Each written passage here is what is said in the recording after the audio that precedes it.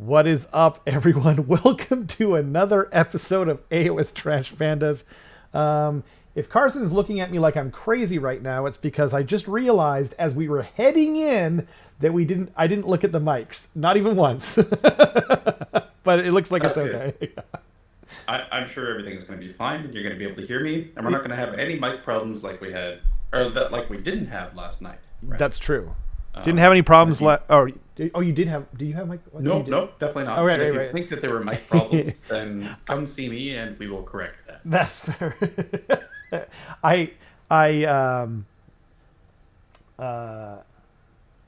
Oh, sorry. It sent like it had like a weird notification on here that I've never seen before in my life, and I was like, is something actually going wrong? What was I can't even remember what I was going to say. Something completely random, like printing baloney out of USB drive in 3, 2, 1. You're like, what? Yeah, it was like it said turned on subscriber only mode, but I didn't turn it on.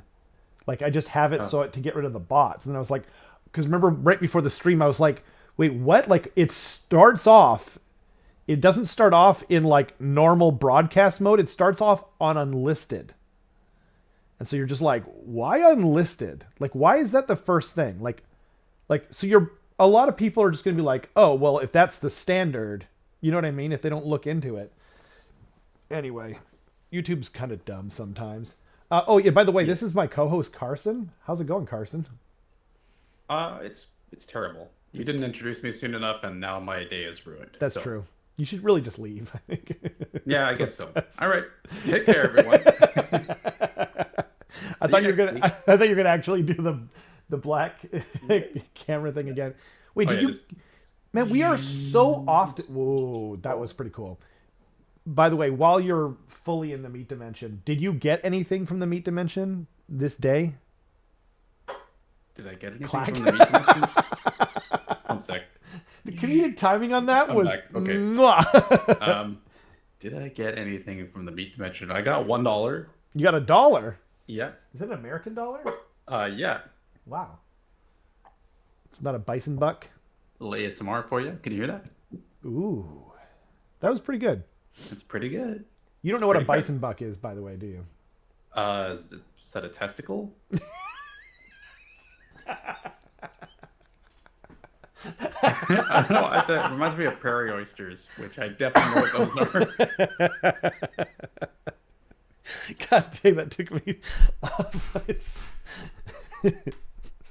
No, bison buck is M. Bison's like money from Street Fighter, like his fake money. Oh, okay. God dang, Gotcha. or whatever. And then, oh my God, and then there was like, I think people were calling it that like the fake currency for a Street Fighter 5 or something.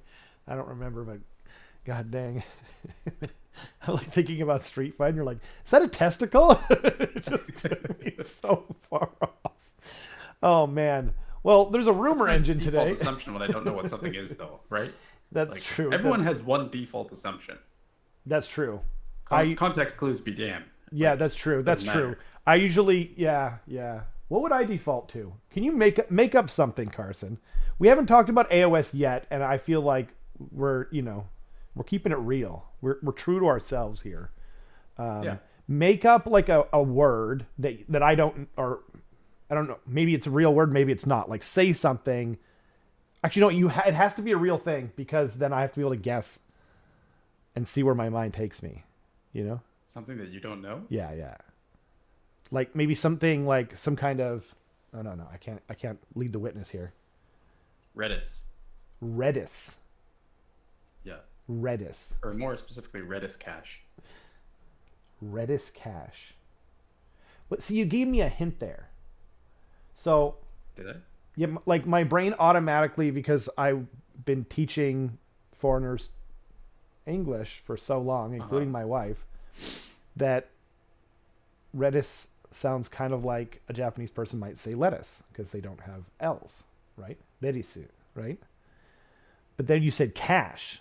So now I'm thinking it's like some kind of like industry term for like liquid, like a company's liquid. No. Okay. No, it's like a online storage. I'm trying to like simplify it, but it's like online storage essentially. Oh, cool. Okay. Yeah. Now we all learned something. That's pretty interesting. Or online memory, I guess. But yeah. Okay. Okay. Wow. Yeah. That's pretty dope. You're welcome. Yeah. Appreciate it. You didn't say thank you, but I said you're welcome. I thought I did. Maybe you did, but I want to say that you didn't. Citation man. From Pat the Rat. Pat the Rat. Well, you are welcome here, Pat the Rat. So is the Great Horned Rat. All of them. If you're representing rats, One-horned rat. you're okay in my book. Ludivicus says they wouldn't be so bad if they weren't so dang chewy. The oysters, you're right. The prairie oysters or whatever. I didn't know that. You know? Honestly, I can't think of anything good that is named after the prairies. Because I think of prairie oysters, which are not great. And also, I'm sorry to all of our friends in the prairies. I've been to the prairies. We love you. They're very nice. Yep. And we love you very much. That's associated with the only drink that I know is a prairie fire, which is literally just tequila and Tabasco sauce as a shot. Oh, man. And I'm like, is there anything good named after the prairies? Jesus. Prairie sunrise. With the word prairie, I guess prairie dogs are kind of cute. Prairie dogs, right. Yeah, okay. There we go. But on the other hand, the term prairie dog in it is is not pleasant, right? God dang it, Carson. You brought it back. You were like, I'll give you all the reasons. I'll give you the people from the prairies a reason to not unsubscribe. And you're like, but you know what? Actually, there really is nothing good about the prairies. Bye, everyone. That's our show. See ya. That's our show. Yeah, I mean, you've got me. I can't think of a... There must be, though. There has to be, right? I'm sure. Really, Karsten? Exactly. Exactly. I'm sorry.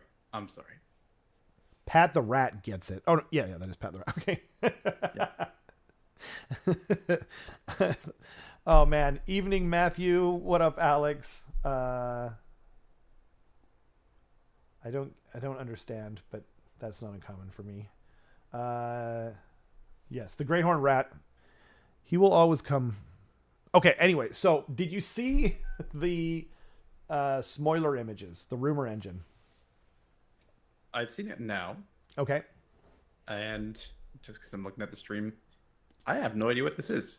It doesn't get much more 40K though, right? Oh, sorry. I just realized the thing on the back is a skull. Okay, yeah, that's like a servo skull drill thing for sure. Yeah, some kind of weird... I thought it was just like a weird pile of goo with a drill sticking out of it or something.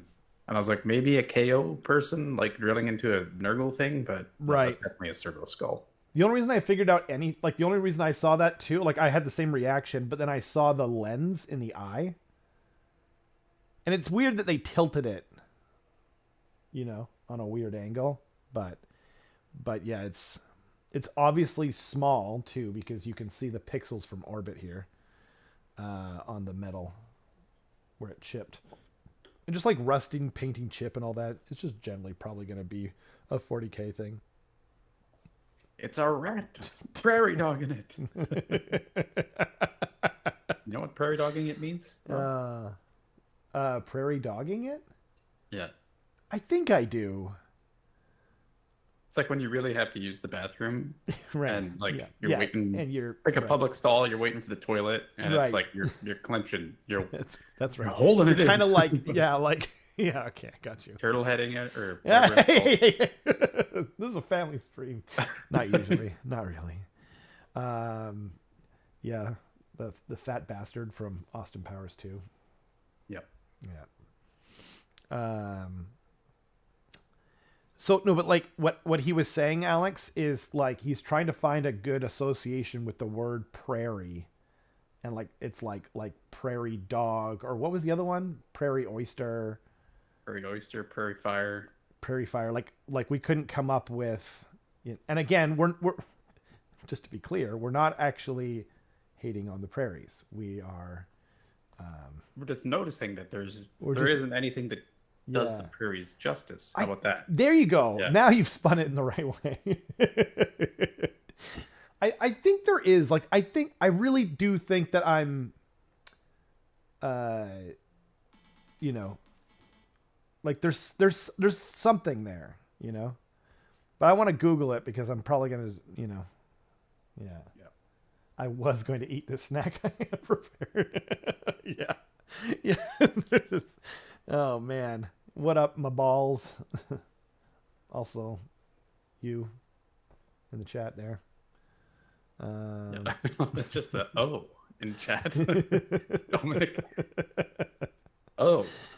I don't even I like know. to imagine he opens the stream and just like sees us talking about what prairie dog in it. He just listens for a second and just goes, types in, and just closes the tab. Just bye. Yeah, I don't need any more of that in my life. Oh man, it's crazy how we haven't talked about AoS once so far. Like this has got to be a record even for us. No, we talked to. That's true. That's not AoS. That's not AoS, sir. Yeah, I mean, unless we're wrong. We talked about wargaming. Yeah, we're not wrong. We're not wrong. We're not wrong. Yeah. We're AoS trash pandas. We're not wargaming trash pandas. So, as such, I have no more interest in this image. Goodbye. So, they put up an article today.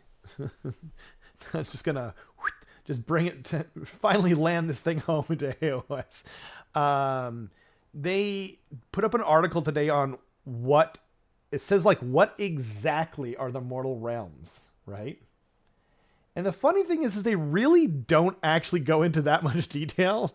Like, if you're going to say exactly, I think a certain level of detail, because, like, I don't really know what they are. You know what I mean? Like, I know, like everything in this article, though, I knew, right?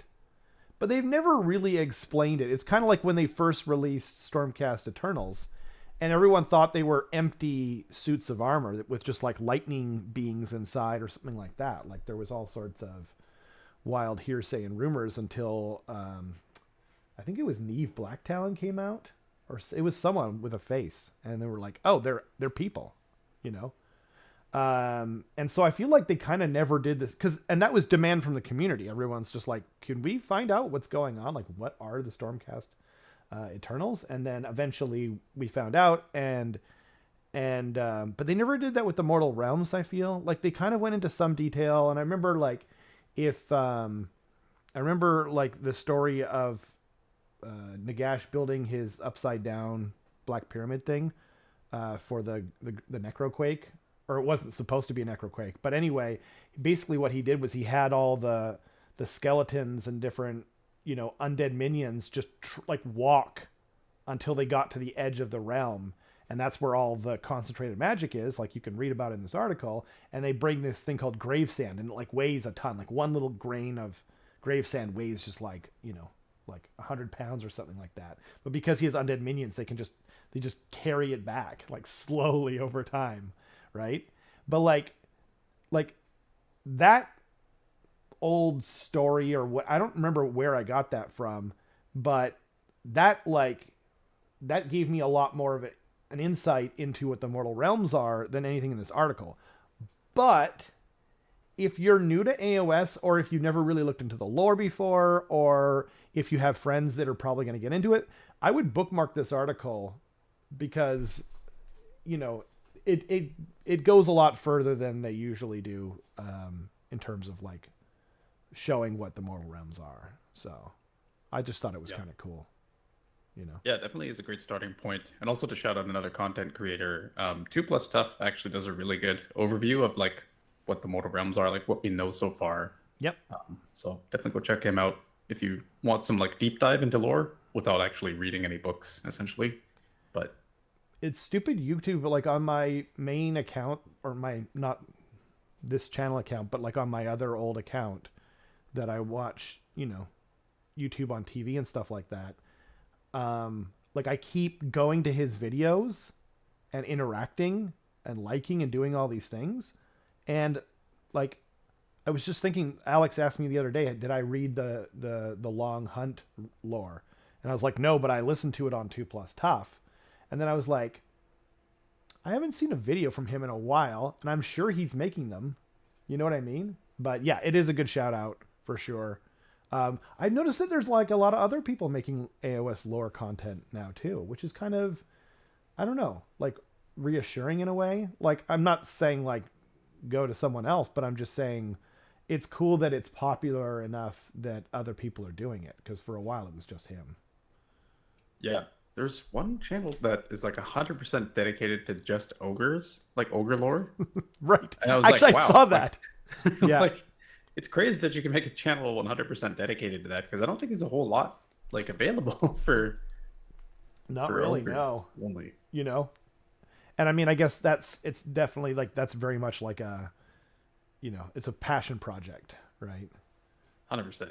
So, And I mean, I love it, obviously. Like, yep. that's my whole shtick. But yeah, it's crazy to see that, like, even that level of specificity is out there for channels. Yeah. Yeah, it's pretty dope, man. So we talking prairies? I just dropped in. We were, first word was prairie dogging. Shake my head. Literally, that's what happened. You called it. Oh man. Oh dear, that is so funny. Oh man. I'm sorry, everyone. Pat, that is, I think that their lore for AOS has been kind of, yeah, haphazard, and like they haven't dedicated enough to it. Because like I think they do a good job. I don't think most of us would argue that they haven't done a good job in general with expanding 40K lore, because like look at how popular the books and everything is with them, right? But and the old world, you might even argue, was even better in a lot of ways. But you know, they destroyed that world, so they can't really keep making too much lore. Obviously there's going back in time and whatnot, but like but yeah, AOS, the if I would agree with you, except that I do think that some of the lore in the army books is fantastic. And there are some really good, really fun novels out there, like the Gotrek and or the Realm Slayer series, you know. Yeah. I kind of wish they put the lore that was in the like battle tomes that you buy in the app as well, so that like when you buy a battle tome, you can read the lore on the app. Because one like thing I find that I struggle with is like, I don't want to physically pick up my battle tome and be like reading it like this, right? You know, there's very few times where I'm able to actually do that. It would be nice if like just in a passing moment I could, oh, I don't know, when I'm sitting on some sort of chair in the washroom, like I could just, you know, read a paragraph or two of the lore for my army. I feel like I would have read it all by now if that was the case. Yeah. But I shamefully have only read probably like a quarter of it for ogres even. Wow. Yeah. I mean, in the original AOS app called Azir, everything was in there, and it even had like bookmarks and everything. But I guess the problem is then people could, it's very easy to make a digital kind of version of it and put it out there, which is what happened to them.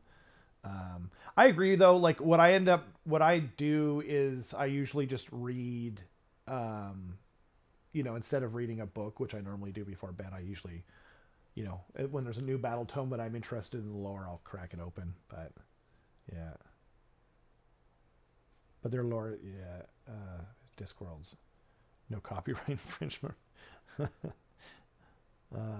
Nagash does things until Skaven mess it up for him. AOS Skaven. Nagash does things and forgot the Skaven existed, and then they mess it up for him. Yeah, that was kind of lazy. I think what they were trying to do there for the Necroquake was like a callback, but it felt lazy to me too. And I mean, there are definitely times where they just kind of regurgitate stuff, but then like there's stuff like honestly, my favorite lore, like obviously the Skaven are my favorite, but like their lore in their battle tomes is very just like it's kind of whatever. It's just like, oh yeah, and then there's like a scryer section that's like flying in the skies and like steals KO ships and all this other kind of stuff, and then but it's not like, it doesn't get you deeper into their kind of lore, you know what I mean? Doesn't draw you in like the old Skaven battle tomes did, or the Warhammer Fantasy ones do, or like the old novels and such do. But the Iden of Deepkin lore is really good. Like that especially that first book. I remember just reading it multiple times because I was so into it. Like yeah. And obviously not everyone's going to enjoy their lore. Like that was for me, you know what I mean? But yeah, sometimes, yeah, it depends on the person, I guess. But yeah, Ludivicus has no remorse. I knew that. 40K lore is good, right? Like, yeah, the AoS side is definitely the, yeah. Mabal says, I missed the AoS 2 app. I do at times. It was even more glitchy though than the current one we have. And the current one we have is pretty good overall. Like if you were there for Azir, like it was rough. Like, oh yeah. Didn't you have to like, it was just a virtual version of a battle tome that you had to like, yep, scroll through essentially, right? Yeah, that's a worse version of what we have now. It did have tabs. Like it did have like contents, and you can make your own bookmarks, which was actually kind of cool. Like I found stuff, like I just put spells, like I had like 3 things that if I wanted to get to it quick. You know, I already had it loaded up, and it'd just be like bam bam. It's actually way faster than our current app. But like overall it's just organized better for sure in the current one. I don't know. Yeah, I get both sides. Like I use both, and I actually like both, and I just kind of like them for different reasons. But like if I were to just have one, it would be the current one, just because the builder is so much better. That's why I'm in there half the time. Yeah. Yeah, Bahamut brings up a good point, which I'm not sure what the answer to that is. Well, obviously I'm not sure, but like, is the app going to be updated for 4th edition? Are we going to get a new app for 4th edition? I struggle to think.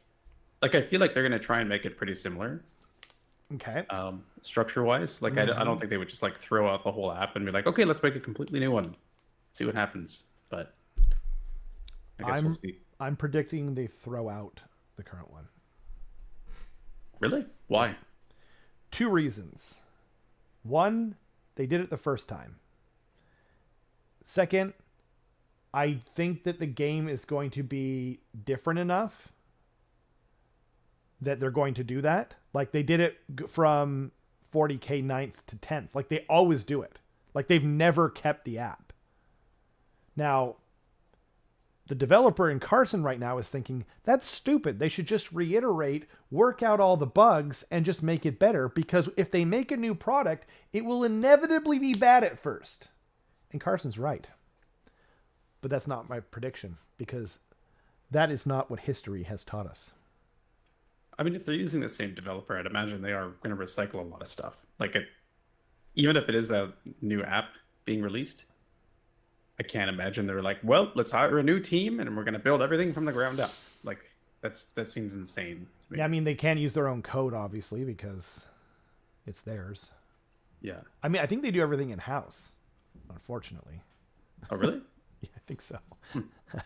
I don't think they've ever made an app. Maybe I'm wrong. Let me know if I'm wrong in the comments or whatever. Yeah, man. New app, 4th edition app does require Warhammer Plus, then Might. I guess Canadians can't play Warhammer? Because I don't think we can subscribe to Warhammer Plus right now, right? Right. So, but the AoS... Actually, that's not true. The Azir originally required a subscription. Warhammer Plus didn't exist at the time. But the current AoS app doesn't need it. And we have War Scroll Builder. I don't know. I actually don't think it'll require Warhammer Plus. But that's a bold prediction, because I know the 40K one does, right? I think it does. I have no idea. I don't know. I haven't used it since the start of 9th edition, and I think it was free at that point. But Yeah, 9th to 10th they did, right? My battle and digital books make it better. Also in-app purchases. Yep, I agree.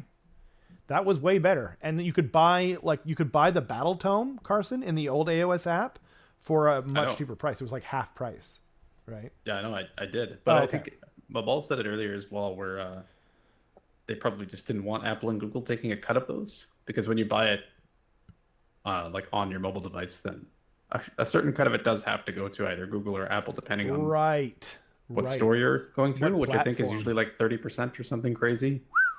So GW's like, nope, sure is don't dumb. want that. I mean, honestly, I'm sorry, everyone, but I'm going to compare it to a fighting game again. Like, so let me tell you about Street Fighter V, Carson.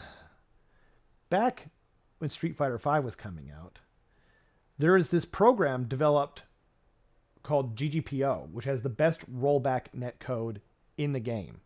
And it's free to use. It's like open source, right? And Capcom was like, no, we're going to make our own. And then it was bad, you know? And so it seems very similar to what GW is doing. But now, Street Fighter 6, the netcode is actually amazing. So it might be the same thing where GGPO, not GGPO, where Games Workshop is just like, okay, like we did get it wrong in the past. We took, our hits. So now we're actually going to make sure it's working and good. Because I think the 40K app is actually working quite well. Like, I don't see people using BattleScribe nearly as much, right? So, I don't know. But I would like that. I would like it. I don't want to pay for the app, obviously, right? But what's more important to you then? That the app is good or that it's free? Good. Good. I would prefer a good app that I pay for. That you pay for, right? Yeah. If it's genuinely good, yeah. I have no problem paying for that, because then I'm paying for something that I think is genuinely good, right? Well, and the problem is that like when they double dip and it's like not very good or mediocre at best, and you have to pay for it anyway. That's when there's a problem. Right. I agree with that. I mean, so okay, now the app as it stands right now. The app is free for 40K. The army builder section is maybe Warhammer Plus, right? I think so. People are saying in the chat that you just have to redeem the book, kind of like an AoS. Oh, okay. It's the same. Yeah. Oh, okay. That's what I thought. The actual like data cards of what are war scrolls for AoS are locked behind buying the book. It's not that all war scrolls are visible. It's that so obviously at Index all of it's free. And then as each book was coming out, it's like, now you can't see this army. No, you can't see this army. And now you can't see this army. Like, it's just... God dang, that is so stupid. Yeah. That is so stupid. I don't think they're going to do that with AoS because they have never made the War Scrolls locked behind any kind of payment system, unlike 40K. What's that? Never say never. No, I'm saying they never have up until now. I'm just talking about history. I'm not saying they never will. I'm saying they never have until now. So I think they're going to keep it the same. Line only go up when money charged. I will only pay for the app if it includes all the info from everything. Then they can have a monthly sub. It'll if they're doing it. What's that? So that's kind of what I've been saying for a while. Is like, I wish that they would actually move to that model. Yeah. Where it's just like you pay a monthly subscription, you get access to all of the rules. Yep. That'd be great. I would accept that 100%. Even if it means that over the span of 3 years, I'm paying more than I normally would for my battle tomes. Yep. That means I don't have to be making these weird nickel and dime decisions around like whether I should be buying one book or the other. It's just nice. Yeah.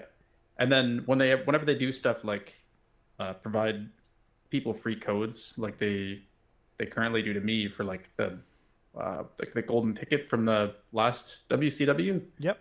Instead of having to like send me an email every single time something comes out with a new code, it would just be like, you just have a free subscription to this thing. Right. Have fun. Yeah. That would be dope. You know what I would like? Um, I would. Here's my idea. I don't know if this will work or not, but so you pay a monthly subscription, right? And you get all the command traits, artifacts, whatever. Never, like, they should never put war scrolls or data sheets behind a paywall.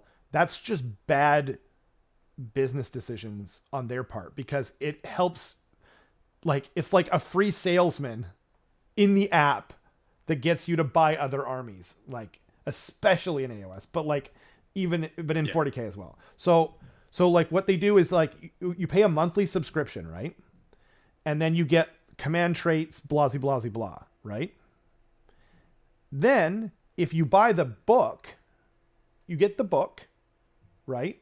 And you get that stuff in the app. So you can also not, like, that gives you the option then.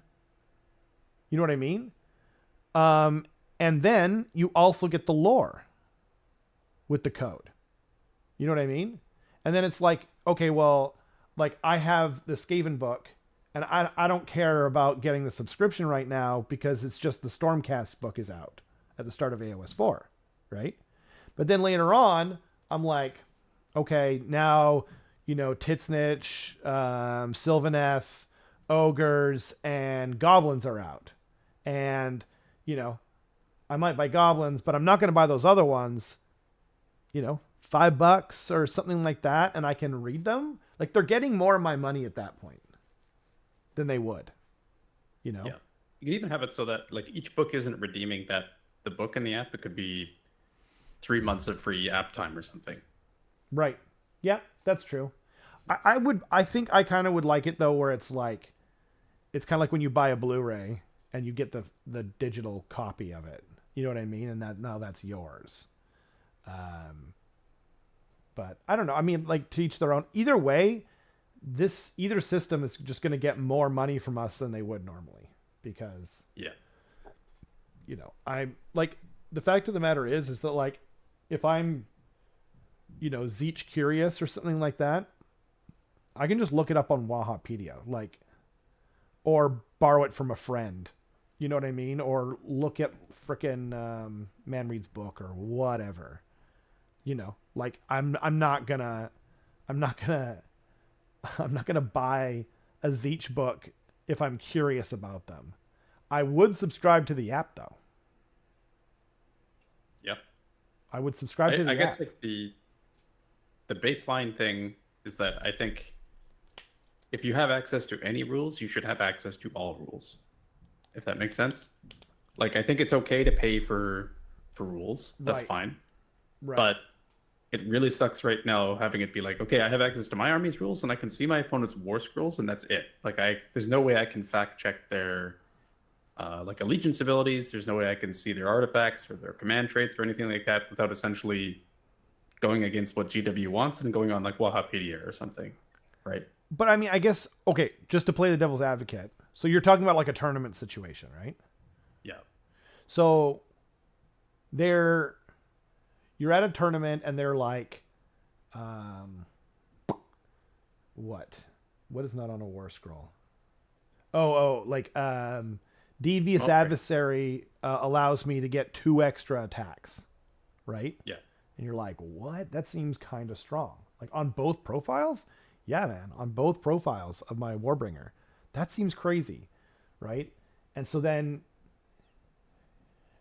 I mean, I guess couldn't you just be like, okay, well, show me? Like, isn't it the person's responsibility? I mean, I guess it feels a little uncomfortable. Exactly. A, it's Yeah. uncomfortable. B, if someone really wanted to put in the effort to cheat, like, really cheat, Yeah. they could technically fake something, right? They could just show you a doctored screenshot or something on their phone. That's I know true. they probably wouldn't. That's but true. They could. Well, and the other thing too is, like, if they did, I mean, people use, like, cheaty toilet dice, like, Yeah. like they might do crazy stuff like that. But, like, I guess the point though too that like you could also add to your side of things is like I could be like, yeah, like, you get 2 extra attacks, right, from my Devious Adversary thing, and you can't check it, right? And then later on you're like, oh, but it's only if he fights first. And you'd be like, yeah, but he did. No, he didn't. You cheated. No, I didn't. You know what I mean? Like, unless it's on stream. Yeah. Yeah. Yeah. That's true. And it's just nice to be able to, I don't know, it speeds up the game too. it right? does speed up the game, yeah. Because if someone says something, or like if someone tells you their list, you can just be casually looking at all of the different artifacts and command traits and stuff and just kind of mentally noting instead of constantly this back and forth of like, wait, but does this activate at this time and does this do this? Yeah. Oh, but does this do that? Like, it's just Because like we don't want to nicer. people don't want to carry their books to tournament as much as possible. Like you want to make your load lighter, right? So but then you also don't want to be like well, check my phone. Like hand someone your phone, you know? Like you need your phone to play as well. Yeah, I get it. It's Yeah. I've always agreed with that idea, by the way, just to be clear, but to play the devil's advocate, I was kind of like, you know, trying to see it. I like to try and see things from other people's perspective as much as possible. I don't know. I feel like any change they make will be better than what it is, you know? And at some point they'll probably go to like, maybe to like a digital only format, you know? Maybe. Yeah. Yeah, I can see that. I think a part of me would be sad. Like I want the option of buying the book, you know, because like years from now, when we're dying in our beds, I'm not going to, it's not a Braveheart moment, but like if you like go back, right, they blew up the old world, right? And those players are able to just play their old game because they have the books, right? But if it was a digital only system, you know what I mean? It's like trying to go back and play. I know people do it, but like, remember all the trouble people had trying to play like old World of Warcraft, where it was like, you know what I mean? Like, and they had to make like a server. Like, people aren't going to do that for AoS, 4.1 or something like that. Or You say that, but I actually ran into like an old buddy at one of our local shops. Okay. I was like, hey, what have you been up to? And he's just like, yeah, me and a bunch of friends, there's like 10 of us or something. We've just been playing like 40K 7th edition for the past year. And I'm like, cool. Like it's crazy, but some people will do that, right? They have this little... But what I'm saying though is like they won't. I agree with you. No, I know. I'm saying, but like ahead, they won't do it if it's a digital only. Like it makes it almost impossible, right? No, that's true. I agree. They're, like, physical books make sense, and it's kind of nice having the physical book, to be honest. Like for your favorite army, or right? Yeah, totally. And it's cool getting like the limited edition ones when you buy the army boxes. I think that's great. That is so rad. Oh, like I've got the Lumineth one from the very first time Lumineth came out. I've got Slaves, and I've got the Cities of Sigmar books, and I still like keep all of them on my shelf just because they look amazing and they have cool lore in them. Even though like that Lumineth one isn't even like valid anymore by a long shot. So 100% supporter of physical books, but it would just be nice if it seems like GW is trying to like branch more into tournaments and competitive play. Yep. It would be nice if the rules were more like wholly available as a package instead of being like, nope, you got to buy 27 battle tomes if you want to have all the rules. It's like, great. And it also creates another issue where they're giving some certain players like full access to, like they're just giving them codes for each book that comes out. Yeah. And it's like, why is the gap widening between like top players and like mid players who are trying to break into that? Yeah. If you give like your top players all of the information without any barrier whatsoever, it's just like a snowball effect. You're making it even harder for the mid players to catch up. Yeah, I think what it boils down to is Games Workshop, we want to give you more of our money to make our playing experience better. Please let us give more of our money and enjoy your game more. What a wild request. Yep. It's like the let me give you some more money, but not so much so that I have to buy every battle tome. Not that much money. But no one's doing that. You know what I mean? It's like it's like it's like oh god, I'm sorry, but like it's like Street Fighter 6. Like they're not making any DLC for the game, and everyone's just like, as soon as they made like costumes for the characters, everyone's just like, yeah, because they wanted to give their money to them. It's just like, let us give our money to you, man. Like, yeah, No one's buying every book. I mean, you know what? There are a few people out there buying every book. But, like, they're going to do that anyway. They're not buying every book so they can take them to tournament. Right? Yeah. Those are like lore people usually. Or collectors. Yeah. But. Exactly. I think a lot of people, if they're really wanting to know more about another army, they're not going to buy the book. They're going to go find the rules online because they exist. Yep. And no matter what GW does, they're going to exist online. Yep.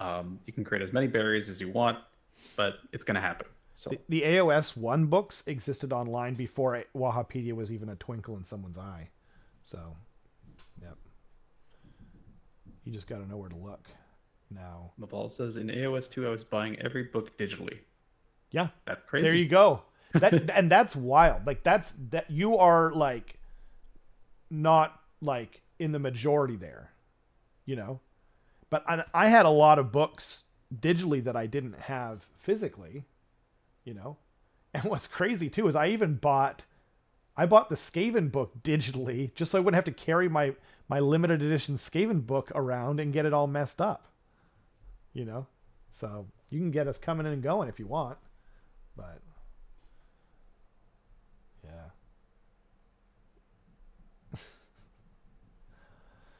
Yeah, Old Metal Skaven definitely adds to that. I think that was probably right around the time I was talking about carrying extra crap to tournament. Yeah.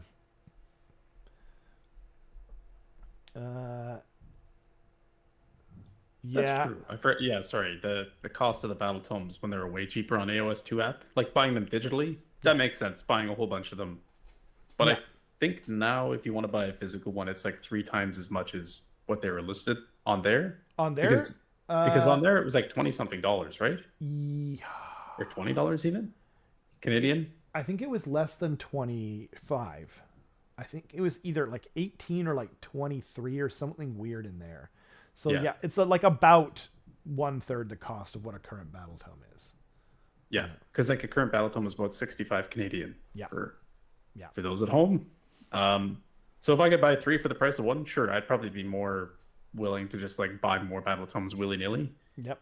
But nowadays, I very much so doubt that like even a fraction of a percent of the community is buying every battle tome physically. No, there's no way. And like at the end of the day, you just said probably. You didn't say I would. You said probably.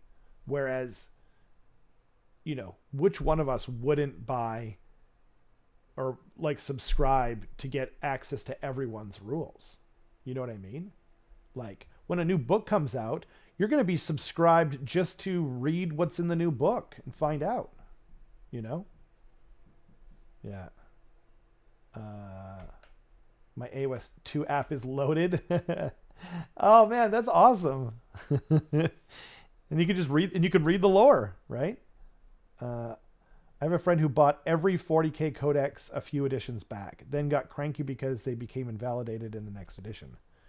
Made me laugh. You chose to buy all those knowing this happens. Yeah, that's an interesting take. I mean, people feeling entitled is not exactly like new. It's not like a new scenario, you know. But yeah, although I guess the you know, and you guys will notice that I do often play the devil's advocate. I think the only thing that could maybe be said for your friend is, you know, because they started moving down. Like we didn't used to get new editions of the games every 3 years. So we're on like a shorter cycle. And this seems like the permanent cycle that we're going to be on, right? But I could kind of see being like, well, I thought these things were going to last like 5 years and now it's only 3. But still, yeah.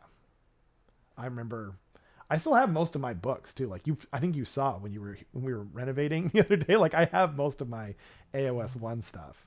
And some of it's nostalgia. Like I want to keep my like old like 2016, 2017 like GHBs because it's just like, my God, is it nostalgic? You know, Path to Glory books, anything I want the lore on. Yeah. Yeah.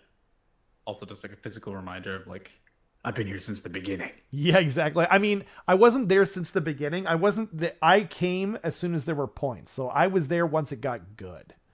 You know. But I'm okay with not being there when people were using like the amount of wounds to have an approximate, fair battle of Age of Sigmar. But yeah. $23.99 for Soulblight Gravelords right now. $24. Is it on sale? Because there's 65 Canadian here. Maybe it's still. Maybe the AoS 2 books are still listed digitally on the AoS 2 app or something. Right, because Soulblight Gravelords got it before AoS 3. They were the last one. I get what you're saying. Yeah. Yeah. Okay, that sounds, the $23.99 sounds right to me. And it might have gone up at one point, but like charge me $100, $150 or whatever and give me the life of the edition. Well, that's an interesting idea too. They'd charge more than that. They probably would. But... I think GW, I don't think that's going to happen because GW has realized that, well, what most corporations realize, which is that you want a big lump sum right away. It's that you want to like drip feed your customers essentially. Yeah. It's just a constant stream of giving them money. Yeah. Because I'm sure that it results in more money over time than that one big lump sum. Yeah, it's true. I was looking into these like AI language learning apps, which have become quite popular because I was thinking about starting another language, and I was just like, I don't know, like I'm not willing to take the risk, It was like almost $10 a month, and I'm just like, another $10 charge? You know what I mean? Like I've already gotten rid of Disney Plus and I'll pretty much every streaming service, but like, yeah, I don't know. Now I'm like more reticent to join any kind of monthly charge. Like I won't even do the free trial anymore because it's always like, then we'll just charge you. You know what I mean? And that's what happened with stupid Warhammer Plus. They just charged me. And I emailed them right away and I was like, I don't want to be charged. I don't want Warhammer Plus. They took the money and they ran. Bastardo. Fool me once, G-dubs. I canceled the next one though. Anyway. You know what's crazy though too about Warhammer Plus? Like I'm just to show like that I'm definitely not a shill. Like I don't think I'm ever going to get it again because like that bad experience, them charging me when I didn't want to be charged and I didn't want the service anymore, right? But then you put that on top of the fact that like, okay, what's the what's the downside? Okay, the downside would be if they make a really kick-ass Skaven miniature that I really, really wanted. Okay, well, I'll just order it from, like, I'll just ask one of my friends who has Warhammer Plus anyway and doesn't give a crap if they can just order it for me and I'll pay them like a fair price for the miniature, That'd probably be like $50 or something like that. So it's not that different than getting Warhammer Plus to begin with, but it just irks me, Yeah. I don't know. I think they do much better than by just offering like a nice fair service, but call me crazy. Oh, you can still buy the books, hey, Maballs? That's actually kind of cool. It's the one book you don't own? Well, I own it. I still have it somewhere.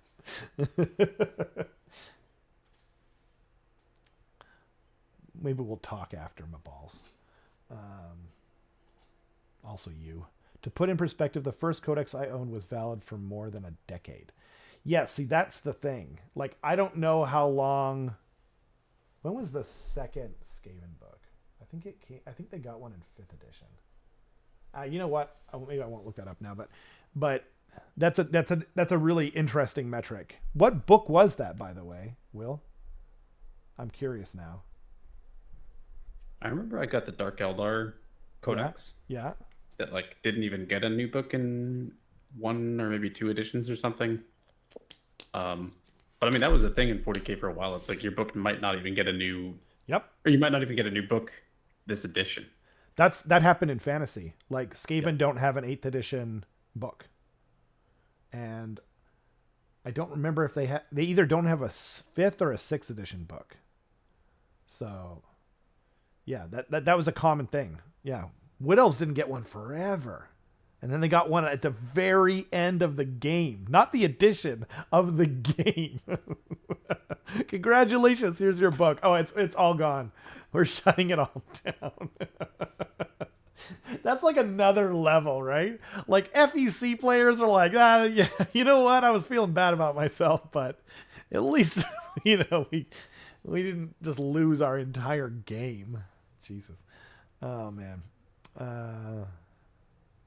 Pragmatic side eyes Patreon. Ooh. Yeah. Oh man. We have plans for that. We have some stuff in the works, Keith. And thank you. And like I subscribe. Like there's a couple of channels that I support on Twitch. And I can stop that whenever I want. You know what I mean? I don't actually begrudge that. And I'm not talking like if you guys ever want to unsubscribe from the Patreon, because then that means that we're not providing enough, like reasons to stay subscribed. So I always get it. I've actually had a lot of different people, when they leave the Patreon, they message me personally and like, hey, I'm sorry, I'm falling on tough times. Like, Jesus Christ, you don't need to justify it. Like, I'm sorry we didn't give you enough value, or you're just, going through something, but you never have to justify it to me. But, but I do subscribe to like some Twitch people, and, like it's a little different when you're supporting like a person too, and it's not like required. Oh man. The main thing about it though too was for me, and I'm not going to complain too much more about GW, but like the main thing was that I didn't want it, and I emailed them, which I was told to do, and I still didn't get my money back. So that was very frustrating. Microtransactions are the harbinger of end times capitalism. From a money perspective, charged by the War Scroll. New flexible options only get the units you like. God dang. This is a cancer. You're introducing a cancer. Please, GW, don't listen to this, man. Oh my God. Oh, man. If they'll do it, they will. Or if they can, they will. Not let go of the hope that Warhammer Plus makes them money. That's true. Necrons, hey? Okay, that's interesting. Hey, Rob, you'll probably know, what edition was Warhammer Fantasy Battles? 1996 was 5th edition. I'm trying to remember. I believe the edition either came at... I don't think it was the summer. I think it was like the end of 1995. It was 1995 or 1996 was when the Lizardmen came in with Bretonnia. 1996 was the year I was born. Carson,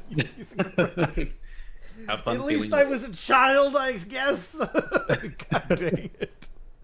Oh, that hurts.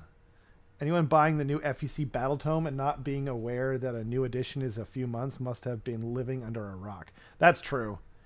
I mean, and those people actually exist. Next week, Rob is messaging his patrons like, sorry. What do I look like? Tom Segura? Don't put that on me. No. No. Yeah, that is... You don't need a reason to stop the Patreon. I appreciate anytime people just wanted to show support. And like, I actually like in the past, not specifically with that, but I've actually done I've donated instead of subscribing, because I know I'll forget. And so it's just like, here's support, but this is all you're getting. That's what I really like about Twitch Prime though too, is that you just click on it. You know what I mean? And then it doesn't auto renew. I mean, actually, sometimes I wish it would auto renew. Like I wish there was that option, but that is something good about Twitch Prime, I guess. Did they do that with Titanicus? That's crazy. That is crazy. Oh, it's Pat. That Pat. Oh my God, Pat. Oh my God, that's so funny. I didn't put two and two together. I'm like, I think he was like, isn't he like, shoot. We had him, Beefy Crunch's friend, because like, remember he had a bunch of friends during the live stream or whatever that we didn't know. Oh, that's too funny. Pat, you have a great work period. You know, I hope it's fast and smooth. Because that's when you started playing Skaven. Just couldn't remember what edition it was. Yeah, it would have been 5th edition. I just don't remember if they got a book. Do you remember, Ledivicus, do you remember if you had a red book? Like, did you have a book with like a big, ugly red top to it that said Skaven, and it was like really cartoony rats on it? Or was it like really good art and like it was darker? That'll tell you if it was a 5th edition book or not, if they got a 5th edition book or not. But yeah, 96. I was a sophomore in college and had a drinking problem. God dang, it's hard. Oh man. Oh shoot. I was in junior high. Yeah. Last year of Hillside before they demolished that prison-looking school, because it was probably like at risk of sliding down the hill if there was an earthquake. Yo, Big Ron, thanks for joining us, man. Red book, yeah, that's 4th edition. But darker art. Okay, now I'm just confused. You started playing 40K when Assault on Black Reach. Okay, here I'm gonna pull up. I remember Assault on Black Reach. I think I bought 2 of those as a kid because I didn't really understand how Warhammer works, and I was just like, I just gotta buy a bunch of starter sets, and then it didn't work out.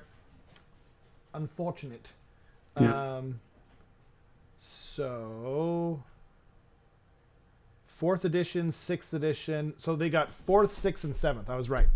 That's what I thought. I have them. Oh, no, I don't have the 4th edition one anymore.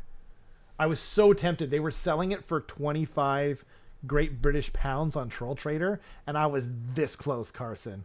This close, just from the nostalgia. And that's like it was like over $50 Canadian at the time, not even including shipping.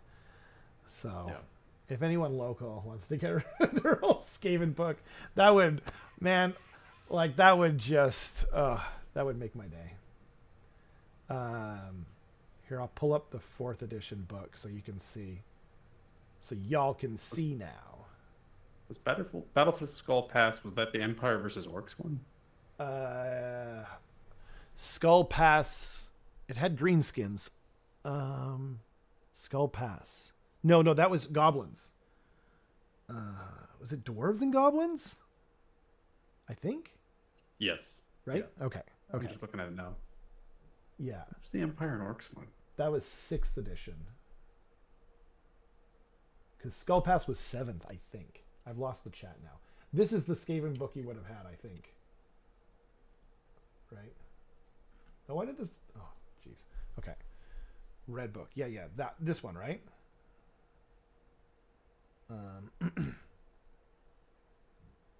Babies, a bunch of babies. You were a sophomore in college. What is that again? Is that 2nd year of college, Matthew? I think so. Right. Freshman, sophomore, junior. Sophomore, junior, senior. I think.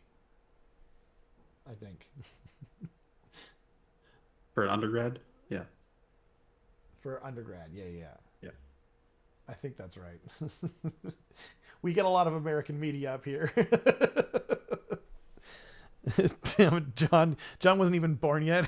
God dang it. I had both 4th edition and 6th. Just kind of mixing my memories. That makes sense. Yeah. The 6th edition one. I still have I have the 6th edition one now, but I don't have, and I have the 7th one, but I don't have the 4th, which makes me sad. I remember when I was super young, the very first Warhammer I ever had was me and my brother splitting that starter box of like Empire versus Orcs and Goblins. Really? Yeah. Yeah. I don't remember what it like. Did the box even have a name, or was it just like a starter kit or something? I don't know. Hmm. Lizardman was versus Bretonia, Big Ron. That was 5th edition. Fresh, soft, junior, senior. Sweet. You got to frequent use bookstores and thrift shops? Really? God dang. If anyone finds it, please let me know. Yeah. You would make my day. I mean, I used to go to used bookstores all the time, but I've been reading a lot of stuff like digitally now, and also my used bookstore like doesn't carry any of that stuff anymore. Like they really. Do you know Book Lovers? It's like not that far from your place. Yeah, I think I know where it is. Yeah. It's near the unfortunately named apartment buildings. I don't remember. I don't know the name of those. I'm not going to go into specifics for online doxing reasons, I guess, but appreciate it. Or you just said the name of the place anyway. Actually, it doesn't matter. But, what are they called? The apartment buildings? Yeah. They're called the Twin Towers. Yeah. It's That's dark. Yeah. Bad. I don't know why I thought it was going to be something like I'm sure that building was built in like the 80s or something, and they're like, what a beautiful name for a pair of apartment buildings. Yeah. Yeesh. Yeah. Did not hold up well. Skaven versus Elves was Island of Blood, Bahamut. I think I've missed some stuff. You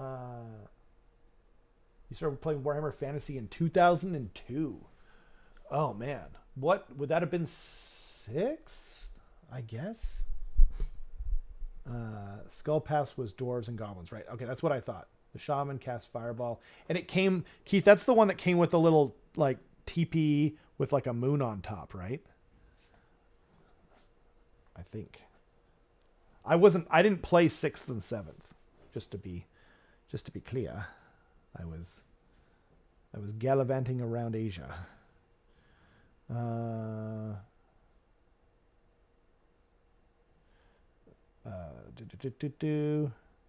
But we don't talk about 8th. Yeah, a lot of people. The funny thing about 8th is like it's a lot of people's favorite edition, but a lot of people, don't like it. So I think a lot of people name it as sort of the edition that killed Warhammer, but I don't think that's necessarily true. I hear a lot more I hear like a lot more general opinions that are poor about 7th edition, but I have a friend and that's all he plays, and that's like all his, like, I won't say what country he's from, but he's got like a huge community of 7th edition Fantasy Battle players where he's from, and it's rad. I think it's dope. Yeah, you and me are real close in age, Keith. Real close. Yeah, I think a lot of us who like grew up in those times, like nerd was not like a symbol of pride. We were, we kept our love to ourselves for the most part, because it was a survival mechanism. But like, I've been saying it for a while now, but nerd just means you love something, like I'm a football nerd. Like there's nothing nerdy about football, but if you say I'm a football nerd, that means you love football. You're really into football.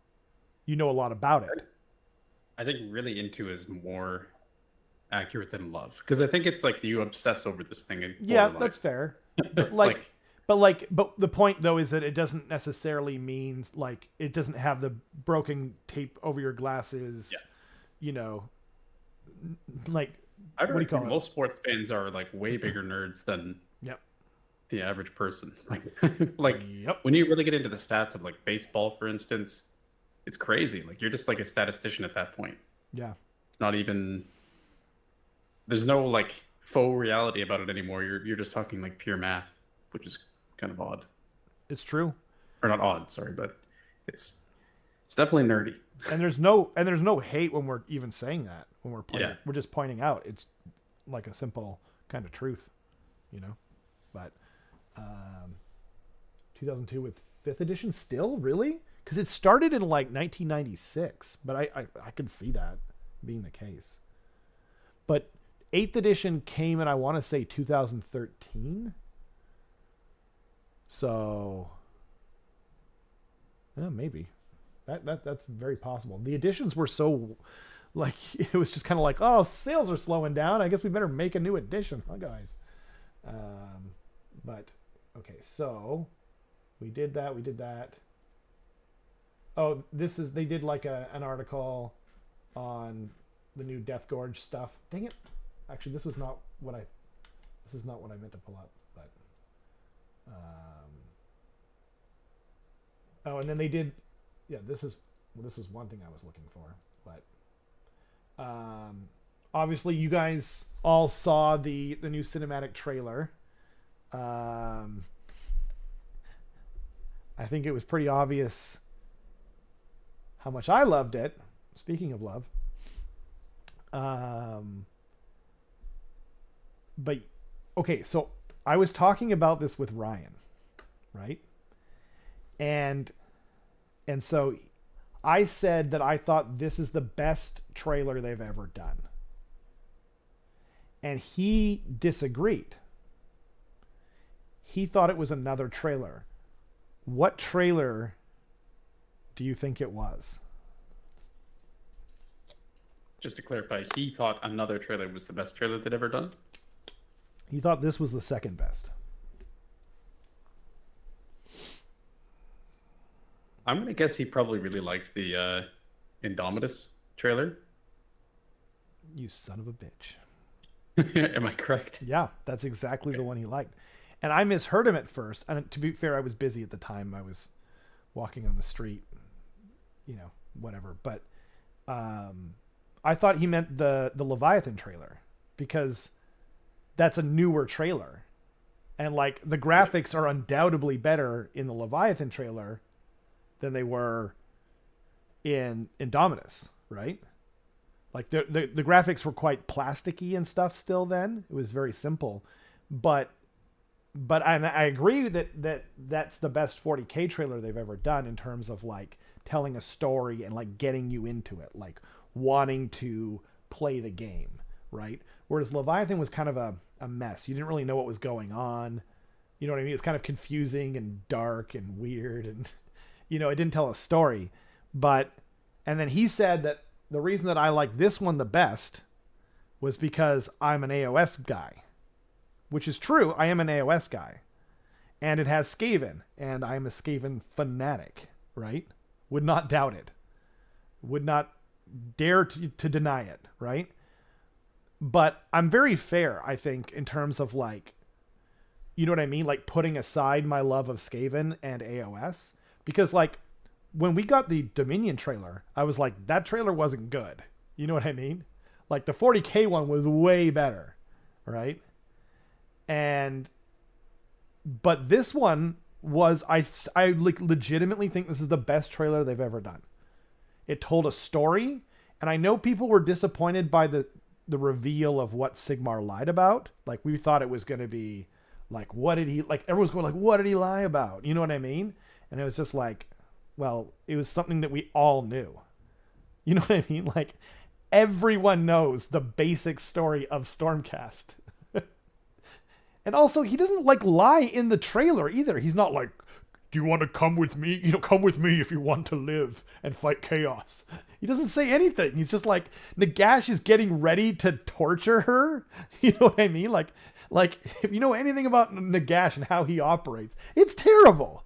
Like there is no good afterlife with Nagash. The best case scenario is like the irony of your horrible punishment will be kind of funny. He'll make it like a bit of a joke. You know what I mean? But like for the most part, if someone makes like your life work into like this horrible punishment a joke, you're not going to laugh at that, I don't think. So it's probably not going to be that funny to you.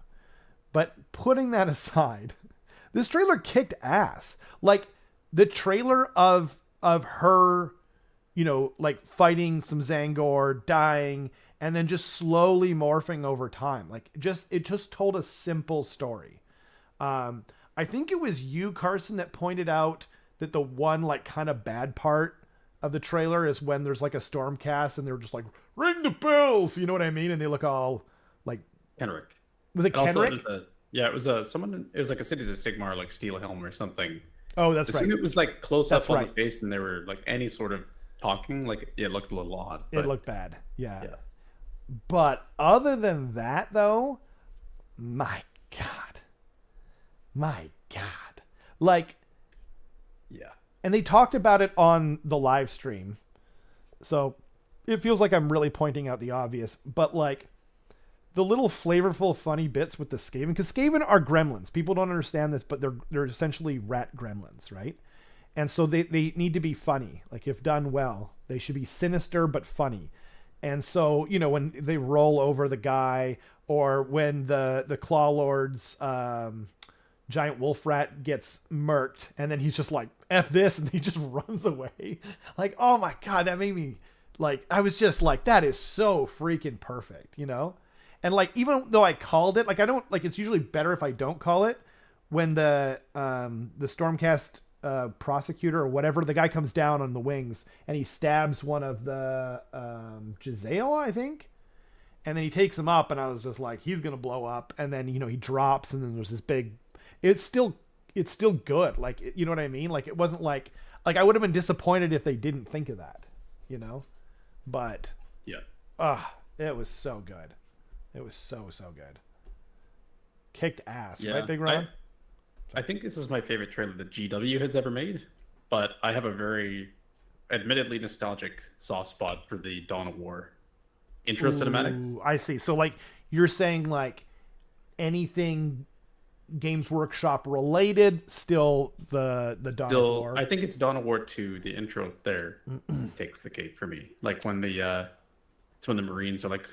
Or sorry, there's the Eldar, like hanging out there. There's like a warp seer or something like that, and then I can't remember the exact I can't describe the whole sequence, but I just distinctly remember like there was a Banshee coming, and then a Dreadnought just picks it up and just goes, "I have come to destroy you," and just like flames it. Yeah, I'm just like, yes. I've seen that, but I don't remember it that well. That's so sick.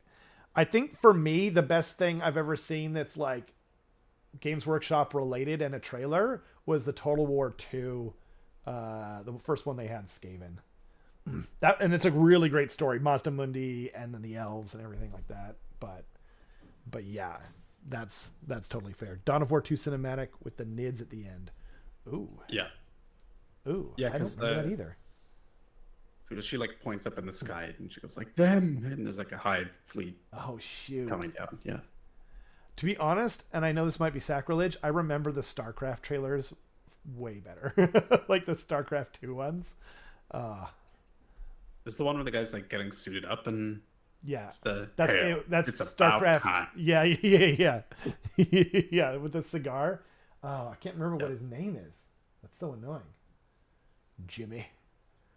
Oh man, that's gonna bother the crap out of me. Yeah, that was StarCraft 2 Wings of Liberty. Someone will probably know in the chat. It's about damn time. I always thought like the cigar underneath is so stupid, but I still loved it so much. So good. The Heart of the Swarm one was good too. It's very Tyranid like, where they're all coming down. There's like the oh shoot, I can't come up with their names. Tarsus. Is that it? Isn't Tarsus the planet? I thought he had a different name. Oh man. You're cautiously excited for getting back into Stormcast Eternals and AoS 4. That's awesome, Keith. I mean, I think now, like, wait 1 second. First, let me know, do you currently own Stormcast Eternals? And then I will go on. Sigmar lied. There was no free parking. Sigmar, you would have been worse. You know, I've got the worst case scenario for everyone. Sigmar lied. War Scroll Builder cost money from now on. You're just like, God dang it. You went from a free app. Sigmar lied. We've been in Warhammer Fantasy Battles this entire time, and Age of Sigmar was just an illusion, and the whole system's being canceled, and now you have to play the old world. Yeah, that is the worst. That is the darkest timeline for sure. That game was good. Yeah, the Dawn of War games, they're not my favorite, but I could see an argument that they are the best. Not Dawn of War 3. For me, Total War 2, it's still the best game. But obviously, I actually can just Tychus. That's it. That was it. Tychus. I was like, something's off. Yeah, Tychus. He's such a great character.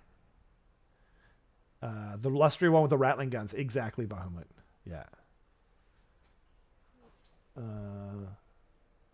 I really like reading the evolution of what Bahamut was putting in chat. Taeus.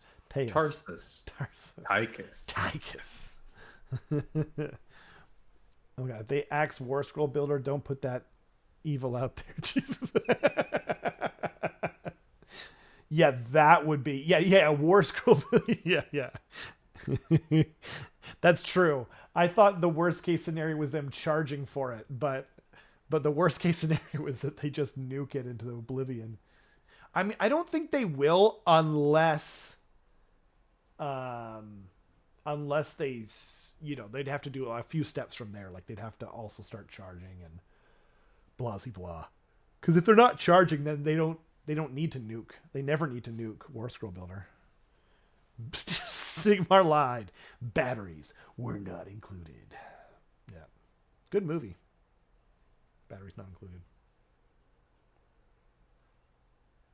I know. You weren't born yet. Shut up. I'm nodding. I actually don't know what you're referencing. Oh, it's a movie called Batteries Not Included. It's like a super famous. Is that from like the 30s or something? God dang. No need to get nasty, Carson. I think it was from like the late 80s. Who is she? Sorry. Yeah. Late 80s, early 90s, I want to say. I don't remember. God dang. Where did he go? I meant to unmute my mic, but I just left. I don't know her. Well played, sir. Well played. You do not currently own Stormcast Patrol. Too many units that had no purpose. Well, I hate to break it to you, but it's probably going to be even more soon. I mean, it looks like we can pretty much confirm that they're redoing a lot of models, like prosecutors and different things like that, right?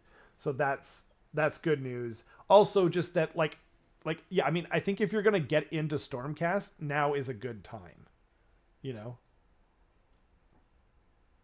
I really think that. Bahamut says, also there was a Total War 2 trailer cut together set to Iron Maiden, For Whom the Bell Tolls. Actually, sir, For Whom the Bell Tolls is a song by Metallica, unless Iron Maiden did a cover. Is that the one where it's like dun dun dun dun dun dun dun? No.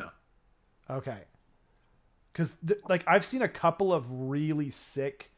They weren't trailers, but they were like cuts of Total War 2. And they were just incredible. I might be wrong. Before he answers in the chat, I might be wrong.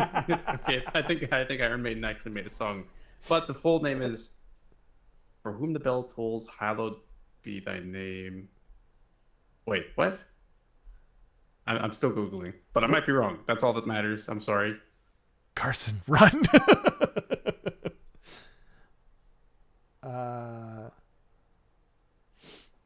Carson, I enjoyed your Mornfang army from the stream. Sorry, that was my mistake. Nice Bearcat plays. No, you know what? No, I'm gonna double down. I think it is Metallica. Vomit says you're right. He says you're right. It originally was Dang it, I know Ludivicus. Sorry, yes, you're right. Yeah, Ludivicus, sorry, yeah, Rob, I think you were doing We Three Kings. Yeah, right? I was. Yeah. The whatever, the rock version. Yeah. But there was something similar. Actually, there might have been that though. Like someone set a like a huge long trailer from Total War 2. And it wasn't a trailer, again, just to be clear. I keep saying trailer, but it wasn't a trailer. It was just like a bunch of scenes set to like this really awesome like rock song or something like that, and it gives you chills. Like they just have like Manfred walking at one point in front of the army, and it's just rad. Yeah. He was the shit. Prophet and the Warlock. That one was really good with the nuke.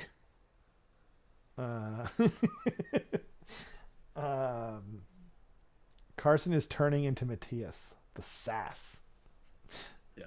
Them's also, I saw your compliment, Romulan Dog. Thank you. I also enjoyed the Mournfang. I think there's something there. Cool. But yeah. I started it. As you know, I had a very busy day yesterday, but it was really cool that your opponent played Coalesced. Yeah. I thought that was dope. Yeah, Coalesced versus like Mournfang ogres. So it was just like cavalry against cavalry. It was a good game. It was fun. It was like very tar pity for sure, but it was a good game. Yeah, Seraphon aren't great at killing things. They can take a punch. But... I have just been handed a bag of sweet and spicy ketchup. What? From the Meat Dimension? From the Meat Dimension. The Meat Definitely Dimension. not from my partner. Thank you, Meat Dimension. Partner?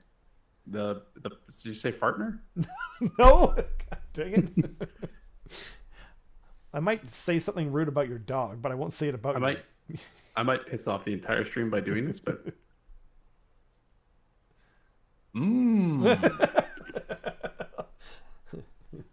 Sweet and spicy ketchup. Man, that's about as Canadian as it gets. So good. He's in flavor country, everyone. Hence the word cautiously being in there. Well, Carson enjoys his ketchup chips. Just in case the big statements about sat the models in the front of us and gave them appropriate stats is a load of poopy doo-doo. I really do think it's a good time to be Carson's. You might need a cigarette in a moment. I do think it's a really great time to even Stormcast, even though they're gonna get new models. You know, just because, like, you're so distracting. I mean, it's so good. Wow. It's a better time to be getting into Skaven, obviously, but I think it's a good time to be getting into Stormcast. Carson's like over enjoyment of those chips is just blasting all rational thought from my brain at this moment, though. Okay, John Castle is right though. Yeah, after if you find out what Manfred does in the end times, yes, that is the correct response. Manfred and Teclis, John. You should single them out in every game you ever play. Teclis kind of redeems himself when he slaps around Nagash in Broken Realms at the end of AoS 2, but still can't forgive him or Manfred. Yeah. I am not going to respond to that. Nice. Ride the lightning. For 4.0 before rebuying any SCE models, I have my COS Humies to play the game with, and my wallet is currently suffering under the weight of new solar auxilia plastics. I don't know if I said that right, but that's fair. I like it. I hope, I hope that they get you back into the game or back into Stormcast, I'm sure you will have no problems. And I really mean this. I'm sure you will have no problems finding Skaven players to split with. The influx of new people to the Skaven group.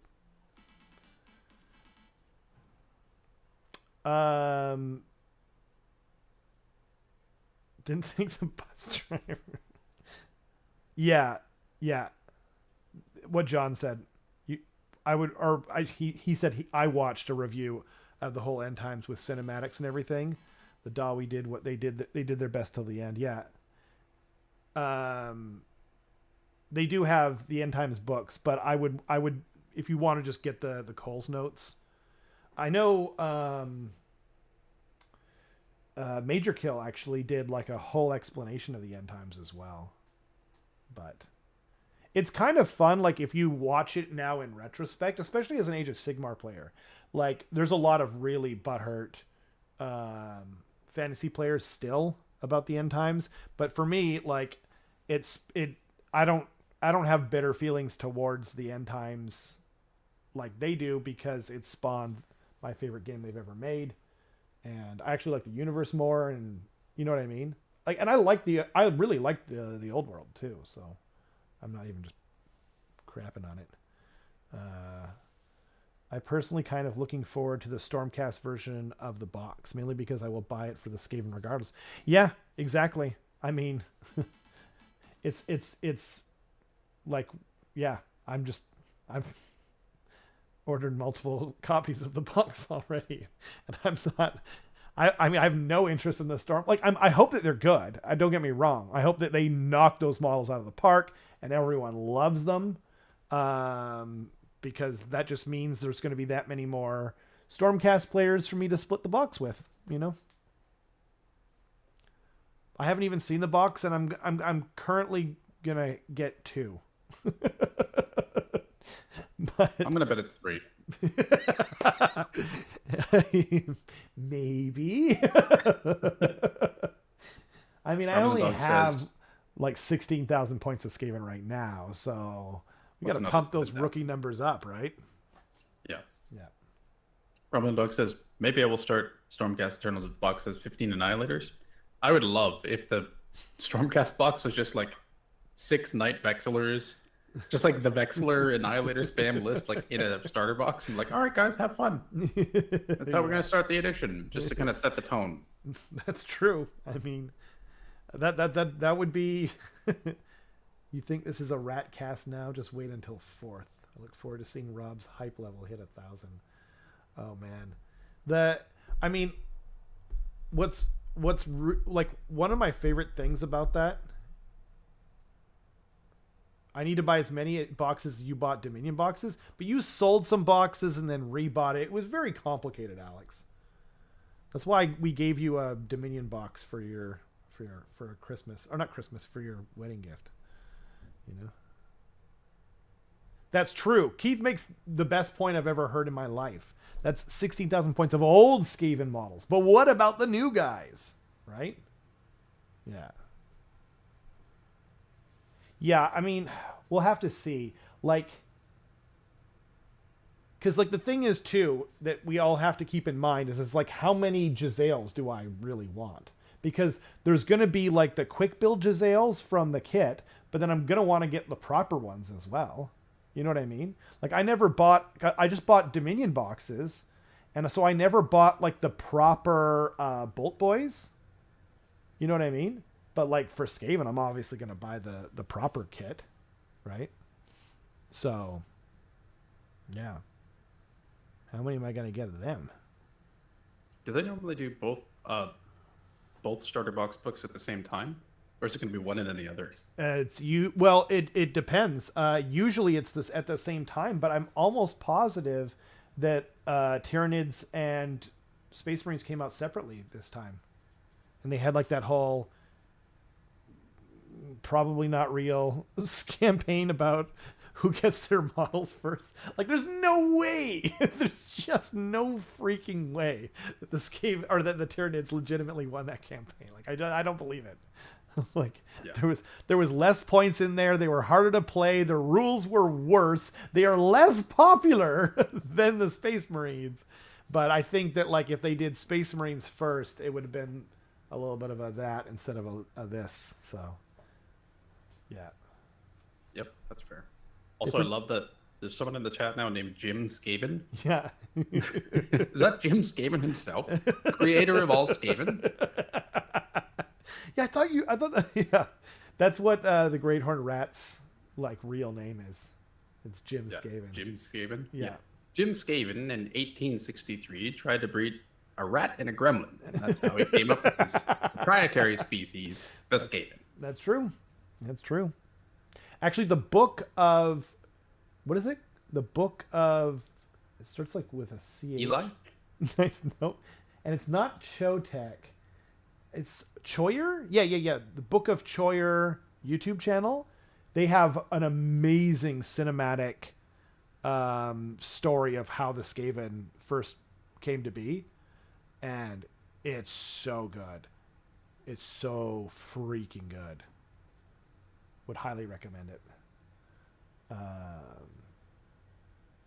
Over, under, how many boxes from broken down Dominion boxes? Oh, jeez, yeah. Skaven will be the second best army in the game until a third battle tome gets released. I don't know, like the Stormcast were definitely better than KB until like, what was it, last Tuesday or something like that. And Stormcast have never been good, but my God. Man, the KB were so bad for so long. The Stormcast were so good, they nerfed them before the dragons even came out properly. That was pretty crazy. Separate but with a short delay. All the Orcs players I heard were winning versus Space Marines, then putting it as a Tyranid win. That makes a lot more sense to me than the Tyranids just winning.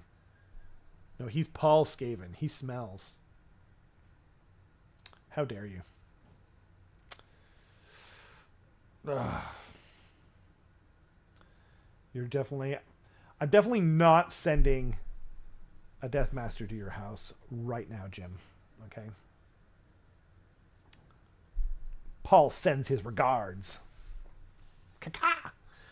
The Grand Tower with a huge bell on top. Yeah. Yeah, it rings that 13th time. And yeah, like the voice acting, everything in that video is super good. I'm curious which AoS 4 index will be the Eldari. I don't think there is going to be one, but if there is, it's going to be Lumineth. Yeah, yeah. And there will be 3 books. Yeah. That's like, if there's something to that scale, I think it's going to be Lumineth. But in general, I have a feeling that Destruction is going to be the most powerful. You mean in the index? In the index, just because it's simplest. Oh, I totally misread that. I see what you're saying. I thought you meant like, okay. Which one's which one's gonna be like super overpowered? I don't think anything will be that bad because they really took a beating, over the whole, like Eldar are still good. And they've been nerfed so many times, right? So, I mean, hopefully. We'll see. Oof. Fire Draughts. Hell yeah. Kragnos will be the S tier index. That would be sick. I love Kragnos. I hope they... Like, that's actually something that's a little bit scary for me, is like, what if they take Kragnos, which is, to me, still the current funnest war scroll in the game, and just make him like no longer even like a Timmy kind of thing. Like he doesn't slap that hard. You know what I mean? He's like a buff piece. Turns into like a big priest or something. Yeah. Like King Broad. Oof. Don't listen, Alex. It's fine. King Broad's fine. How do you guys deal with the old world fans that wish ill at every corner to AoS? Like, I understand they had their game taken, but like, why attack another fan base? It's been like this since the beginning, John. And it's actually gotten a lot better.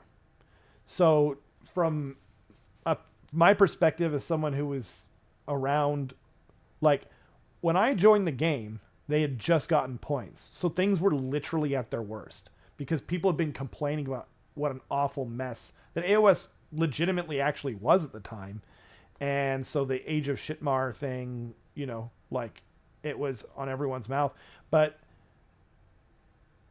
it's kind of like being a nerd a little bit like in the 90s, I would say, where it's like it's no longer what it once was. And I'm just kind of like so when AoS 3 came out, I was in the local store, and actually AoS 3 was about to come out.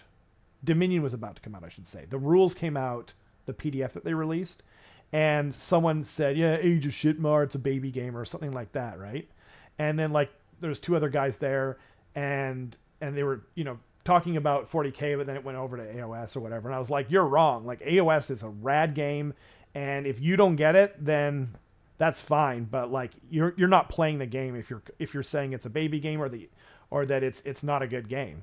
And like the fact of the matter is that like most of those bitter fantasy players, most of them actually play 40K. And 40K 8th edition was based off of Age of Sigmar 1.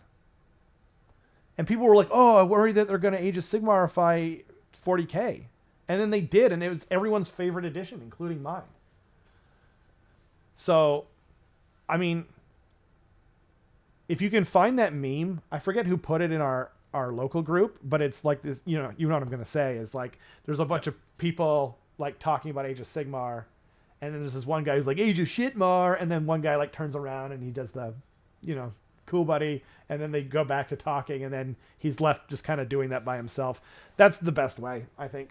It's just, Yeah. There's nothing like the more that you engage in dialogue and stuff like this, then the more fuel it is to the fire. Yeah. You're further ahead to just enjoy the game while you can, and if someone's going to act like that, like they're probably just an unpleasant person in general. So it's true, and it depends on the level of toxicity too. Like I engaged with that person, and that person was kind of just regurgitating that whole Age of Shitmar kind of like stupid kind of low level whatever meme from before, right? But like sometimes you can just be like, and I just was like, "You're wrong. Like it's actually like it's not the same game as it was in AoS 1." And I was like, and he was just like, "Oh yeah, but like I can never see like playing a game with a double turn. Like that's just like an instant, like I'm not going to engage with it." And I was just like, "Okay, but like have you heard what they're doing with the double turn? Like they're going to start getting more command points if you go second and blah blah blah." He's like, "Oh, well that's kind of interesting." And I was like, "Exactly. Like there's a lot more to it, and like, we got to give him a chance and blah blah blah." And anyway, I don't think he ever played it, but maybe he did. You know what I mean? Maybe, I don't know. Maybe. Alex says, "Fun fact, Carson's mustache is so luscious because he played Empire and needed the bonus from the original AoS rules." I thought that was a beard. Did not play Empire. Nice. Were you... I was the Orcs and Goblins side. Nice. Yeah, boy. Yeah, you were. I haven't even technically built any Cities of Sigmar yet, even though I've got like the big starter box. The only thing I've done is taken one of the heads and put it on a dude to like suspend over the maw pit. Sorry, that's the only thing I've done with Cities of Sigmar so far. Carson. You need to get to work. Yep. Are they your thing? Cities of Sigmar? Yeah. They're cool. Yeah, I just feel so... I got so many models to build and paint. Welcome to my world. It's like... It's one of those things where, like, unless I feel like I need to do this now, like a level of motivation, I'm not going to open them up because it's just going to end up, like, more unbuilt gray plastic. And...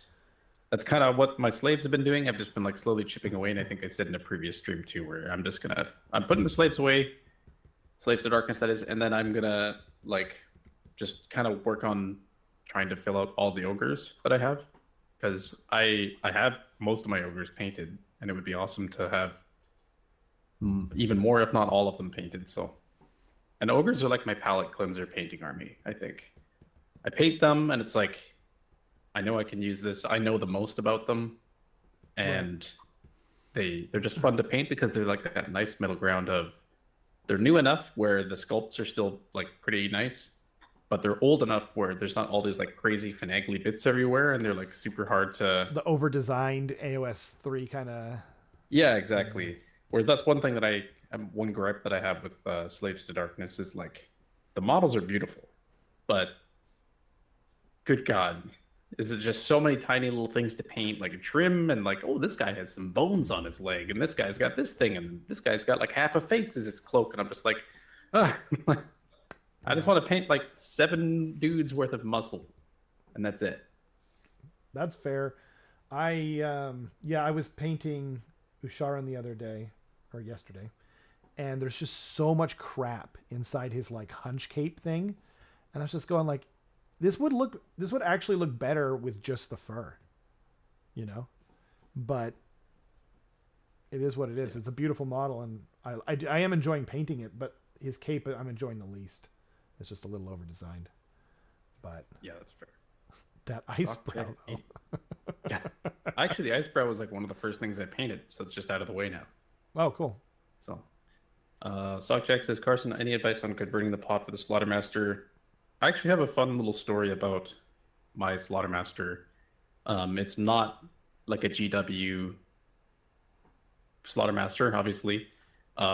It's like the actual Slaughtermaster itself is a kitbash glutton with like one of the other butcher heads, and then the pot is it was something that was made for me. I worked on a game called Ageofsigmar Stormground. Never heard of it. Sorry. Yeah.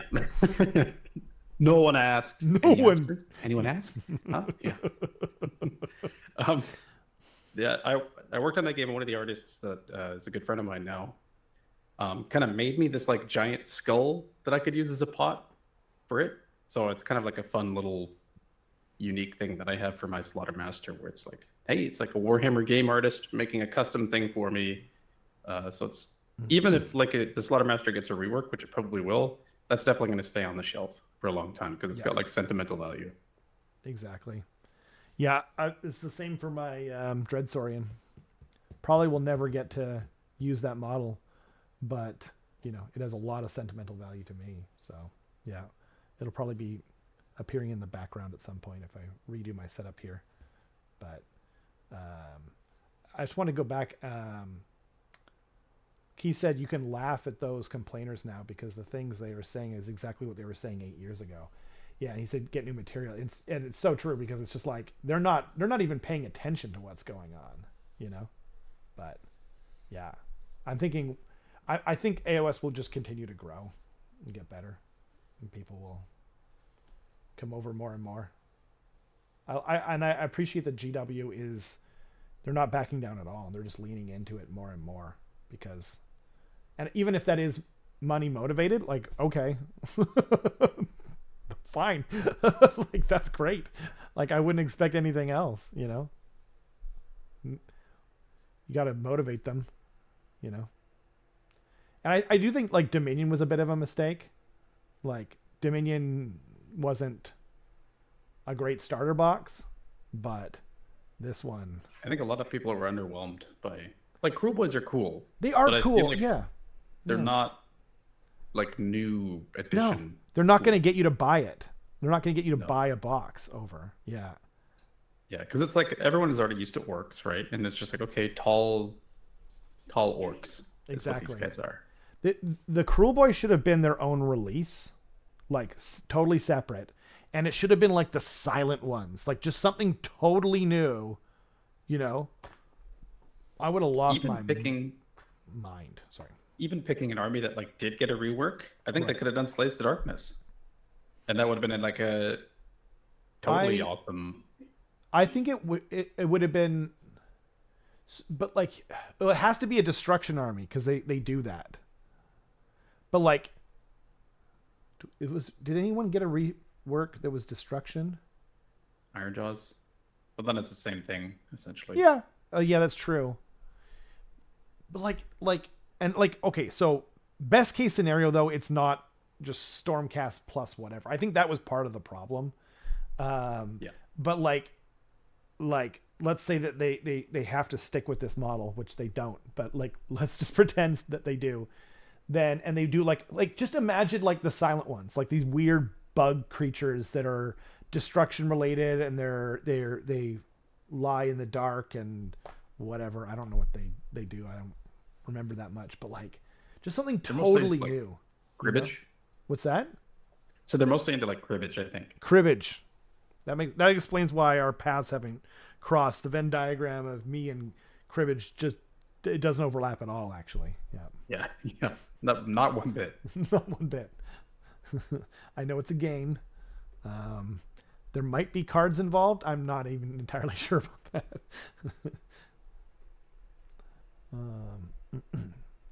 Vince did a Warhammer Weekly did a cool video recently about speed painting a steel helm.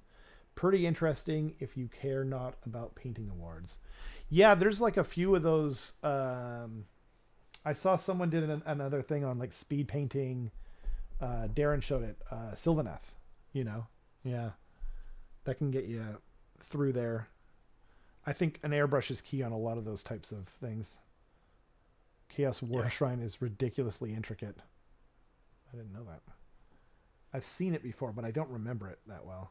It is. I played a game at Eric's place recently, actually, and he let me borrow his, and like I was kind of afraid to pick it up. Really? Because it was like I couldn't find like a good anchor point to grab without feeling like I was going to snap something on that model. Like it was. Jeez. Yeah, spindly. Worse than Techless? I've never touched Techless. The first time I've even seen Techless in person was at the World Championships when what? Nick Tassone that's crazy. Kicked my ass with it. So, yeah. Okay.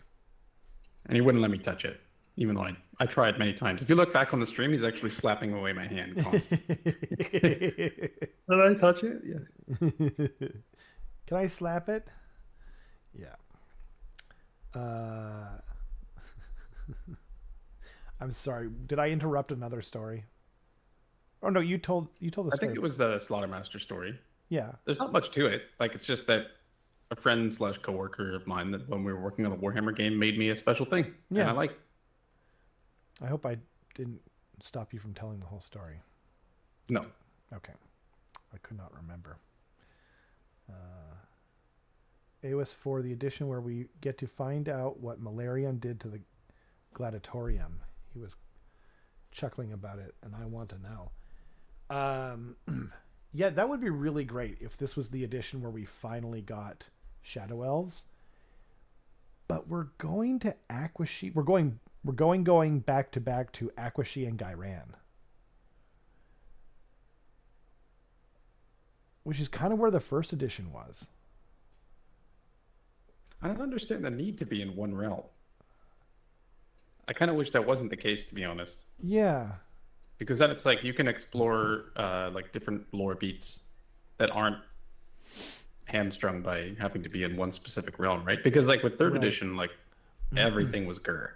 It was all Gur all the time, and everything had to be kind of focused around that. And it's like I would like to hear more about these other realms that have cool things going on as well. Rob, stop ruining Carson's content. That made me laugh too. That's true. But Romulan, they say, do what you love, never work a day in your life. And I love ruining Carson's content. So. And I don't know who keeps paying Rob to do it, but please stop. That was like Ryan's jokes. Like I used to like just step on his jokes or like explain them unasked or whatever. And like at first he was like, Rob, he was like getting angry at me. And then when he started realizing what I was doing, it started making him laugh harder. He'd laugh so hard to be like, stop ruining my jokes or whatever. Good times. Oh man. Okay. Yeah, I would love so like where I was going with that about Malarian, Keith, was I'm worried now that we're not going to get Malarian until we go to the realm of Ulgu. You know? And honestly, if this is the case, and I don't think that they plan things out like this, but let's just pretend GW is super awesome and they're planning things out. I wouldn't be mad if they're like, we're going back to Aquashy and Gairan, very specifically because AoS 5, we're planning it out in advance. AoS 5 is going to be an Ulgu, and it's going to be Umbraneth versus whatever, Chaos Dwarves, whatever. Like they're just gonna, they're finally gonna be like, yeah, okay, we really can't make any more Stormcast here. Like we're gonna remake the old stuff, and then you know what I mean. Like if they started planning things out in advance like that, these really interesting storylines, that would be dope. I mean, they probably are. They're just not telling anyone about it because as soon as they tell people, it's like, cool, see you in 3 years, instead of the whole drip feed, constant. Oh, maybe it's gonna be next month. They're gonna release the army that I want. Oh, I see what you're saying. I don't think that they plan them out that far in advance. Like if they did, I think we would have already gotten Umbraneth because people have been asking for Umbraneth since AoS 1, like since the beginning of AoS 1. Like I remember talking about it with Jason, you know?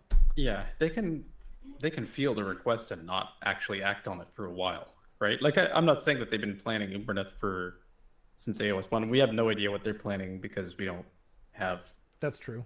an insight into their company, but I can't imagine like from the very start of like a concept artist draws out like, okay, what do these even look like, all the way to we're releasing models and they're in people's hands. That's got to be a several year long process to just completely make a new army.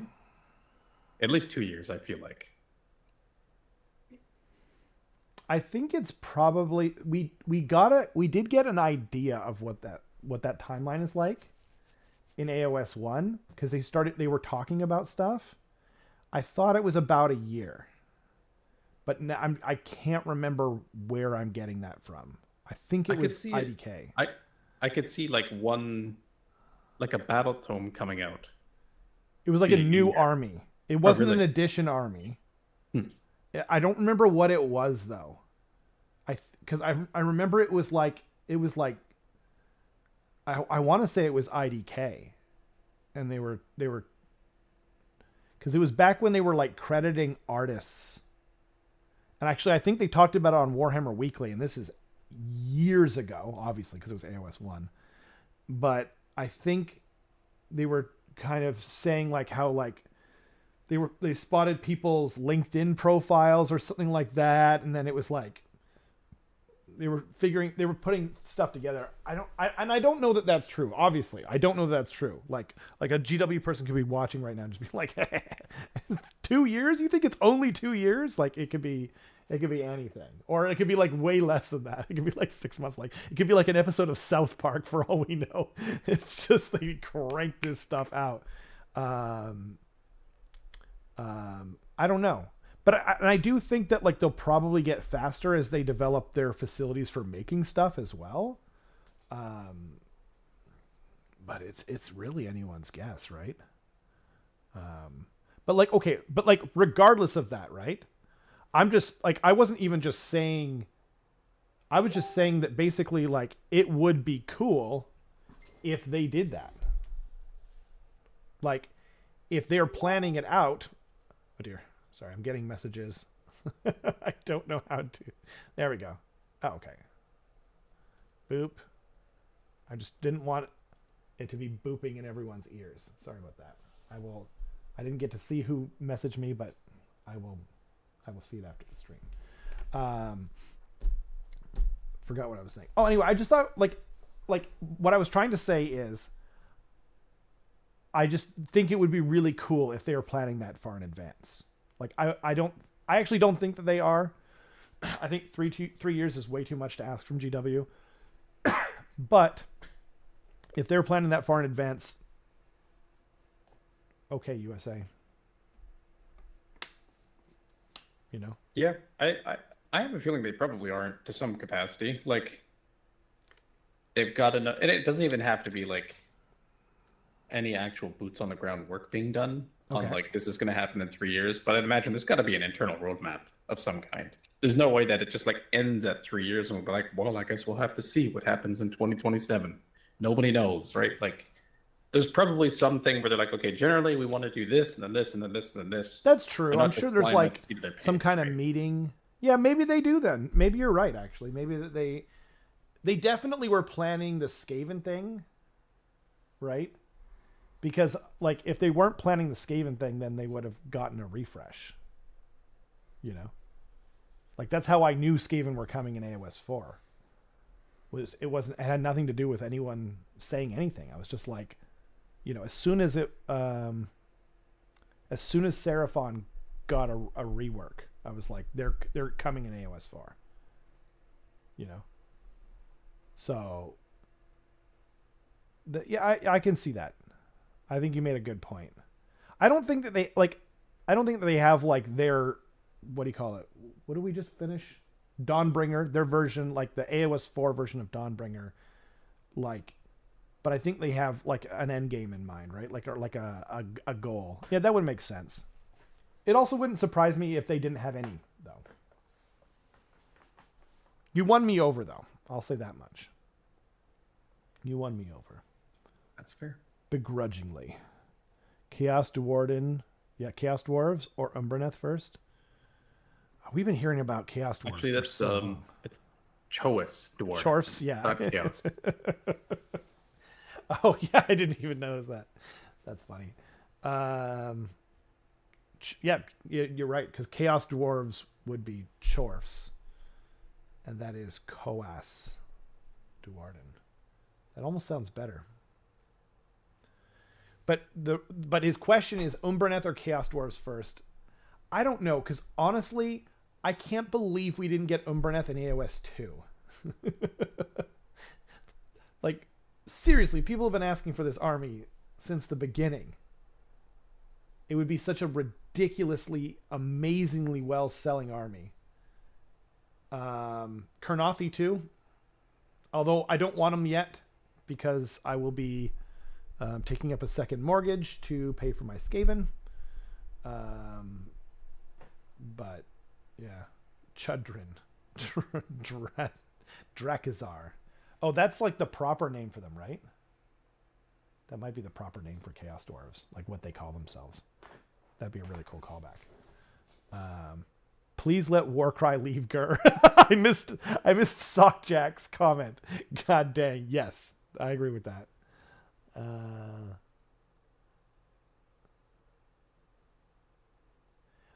I didn't even notice that. Is that true, Keith? Apparently, in the cinematic trailer, they weren't. They were Hallowed Knights. Yeah. They were Hallowed Knights. Damn. Yeah. I think I saw online, I don't know if this is true or not, but people are saying that Hallowed Knights is the new poster child instead of hell yeah. Hammers of Sigmar. Is that it? Yeah, Hammers of Sigmar is the Golden Boys. Yeah. Yeah. I think that I'd imagine it's like somewhat of an attempt to distance them from Ultramarines. But yeah, I think there's that. And also, I don't know, like, I know that the Hammers of Sigmar are the Ultramarines of this thing, but like, it's crazy that I didn't notice it, because like my example, one of the things that I wanted was for them to diversify into the different enclaves, whatever they're called, storm hosts, and like you know how they had Black Templars on like one of those old boxes for Space Marines, and I think they've done Blood Angels before in different spots in the past. So,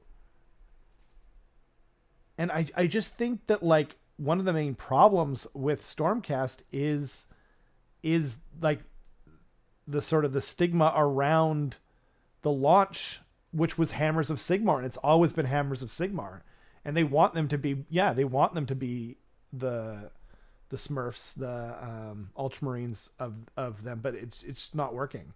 And I feel like, and so are Hallowed Knights the ones that are bone colored? aren't they like I think, isn't it just like silver and blue instead of gold and blue? Oh, right. I think you're right, because that's the one that is they were the ones who went into Shaman in AoS 1, where was it Galmaraz or whatever got thrown into there, and it was the Hallowed Knights that retrieved it. Yes, that sounds right. Okay. Yeah. I prefer it for sure. I think it makes them look a little bit more like grounded, Yeah. like almost low fantasy. Yeah. Even though they're definitely not. This is like as high fantasy gets, I feel like. But That's like true. But the they, gold, the all gold, it's harder to take it seriously. Like high or low fantasy, I just don't take it as seriously. You know, yeah, I 100%. actually think the gold was a mistake. I think so. And I think Yeah. that it'll probably like attract more people seeing it. It's basically just like a big chunky knight in armor, Right. which is, in my opinion, way more rad than like these like golden construct looking things. They don't look quite as human Yep. when they're all gold. So I think it makes sense. It's a very subtle change because like ultimately the color scheme is actually almost the same. Yeah. One's just They silver just changed versus the gold. color of the armor. But So but silver isn't silver. It's supposed to be steel. And yeah, and that's what we think of when we think of knights. We don't think of like blue or green colored knights. Like, you know, that's they didn't. Most of the time, it was just raw metal. But yeah. Then they sit for another 6 months in said intern's office until he leaks photos, so he can get his office back. That is the wildest and funniest conspiracy theory I've ever heard in my life. Oh, really? Will said they kill some Umbraneth in the new Drecky Flynn novel. Didn't bow well for when Arcanauts can kill them. Huh. Concept of product? Really? That's interesting.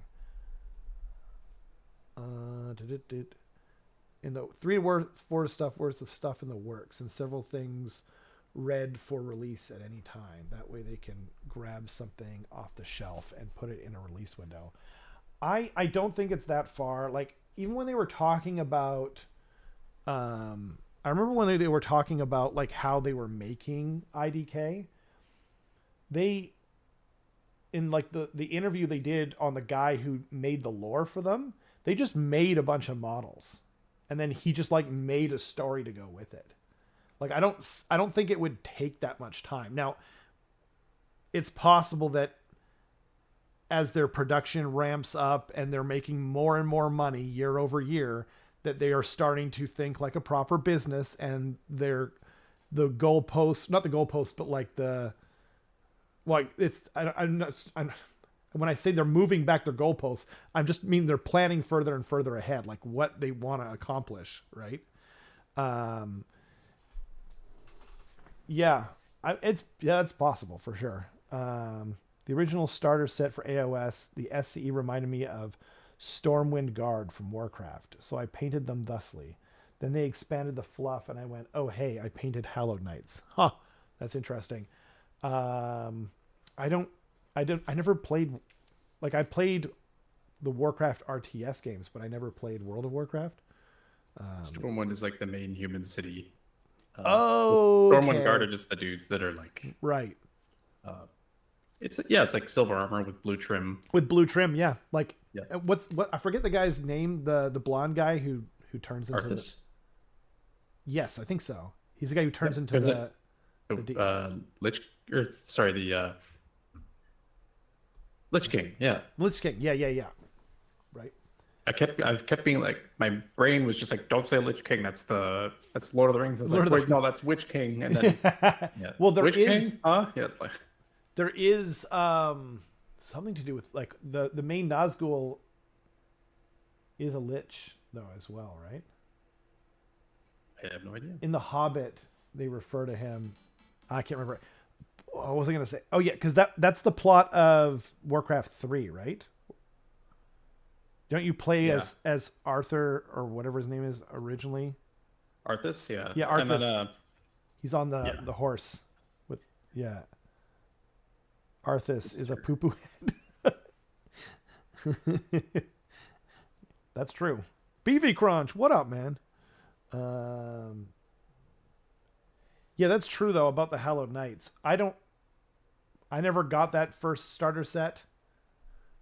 You know, it's one of those things too where, like, I was going to say this earlier, but like I never bought the Warhammer Fantasy Battles 4th edition box set of elves versus I think it was goblins, because like I was like, well, I don't want that. I want Skaven. And I was like I was proud for a while, for a long time. Then I was like, even as a kid, I was just like, no, you don't tell me what to buy.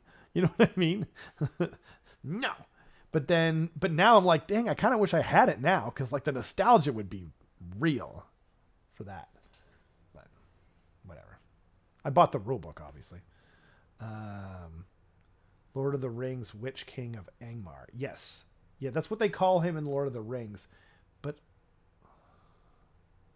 oh man, it's been so long since I read The Hobbit. But I remember when they're moving through there, I thought there was something to do with a lich as well. That Gandalf like distracts so they can get through. But it's been so long. So many kings, Rob. Almost a tune. We 3 kings. Oh, sorry, go on.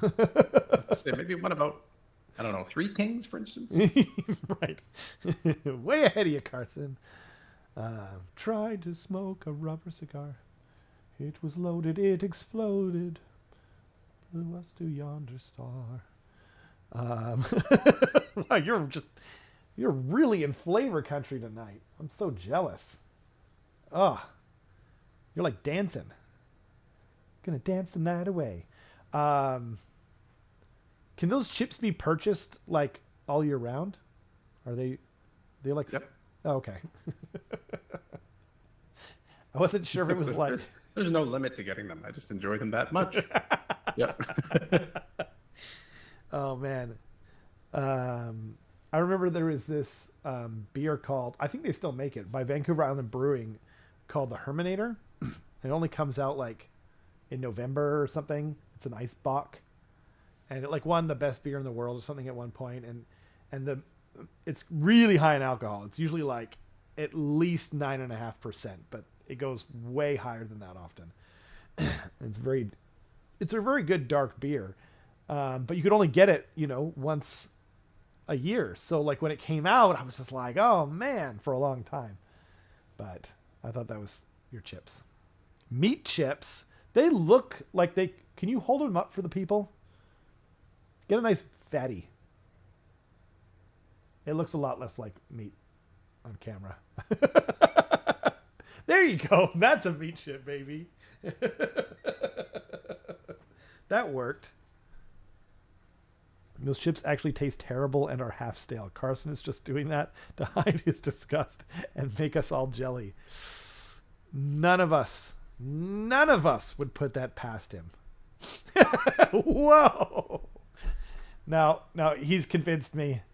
Either those chips are great or that is an Oscar award-winning performance.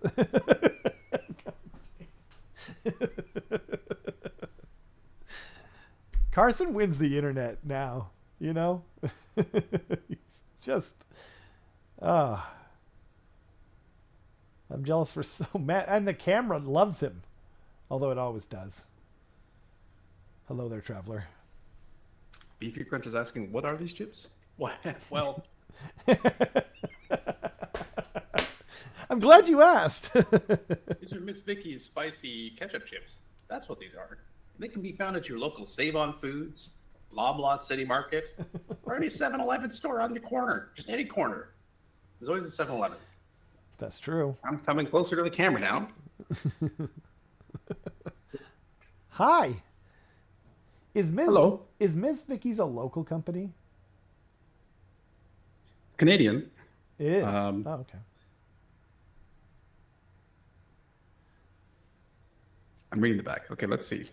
The first bag of Miss Vicky's potato chips was created in Canada in 1987. And to this day, they're still kettle cooked, one batch at a time, using select farm-grown potatoes. Mm-hmm. We crafted this recipe with care, using quality, simple ingredients. We use this special packaging so that the chips stay crunchy and taste fresh and great. That was an awkward sentence. Try all of our premium flavors to elevate your snacking moment. We hope that you enjoy them as much as we do. Sincerely, Miss Vicky. I wasn't paying attention until that awkward sentence at the end there. And that just took me right out of it. Herb and onion are better. You're wrong. You are wrong. You're wrong? Two best flavors of Miss Vicky's Wait. He's wrong. I'm agreeing with you. Unless he's not a degenerate like Carson, because ketchup chips are arguably the worst chip ever made. He actually left. Oh, you're back. Oh, God. I was like, he actually full on left. You're wrong. The best chip is Miss Vicky's spicy dill. They make a spicy dill pickle chip. Okay. There's no argument there. And then the second best chip is the spicy ketchup. The spicy ketchup, did you say? Yeah, which is this one. You are a degen, though. You're not gonna argue that, right? Like, you admit you're a degen? Not about chips. Not about chips? Not about chips. Just about Warhammer and everything else. But not about chips.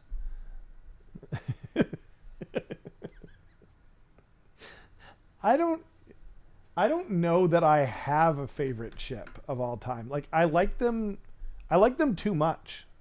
I wish I didn't like them so much. All chips are great. Yeah. There's like very rarely a bad chip, but yeah, it's yeah, that's right, Keith. I did have that moment. Although, I mean, chips in the freezer. I'm not. Oh, me a degen? This guy's putting chips in the freezer.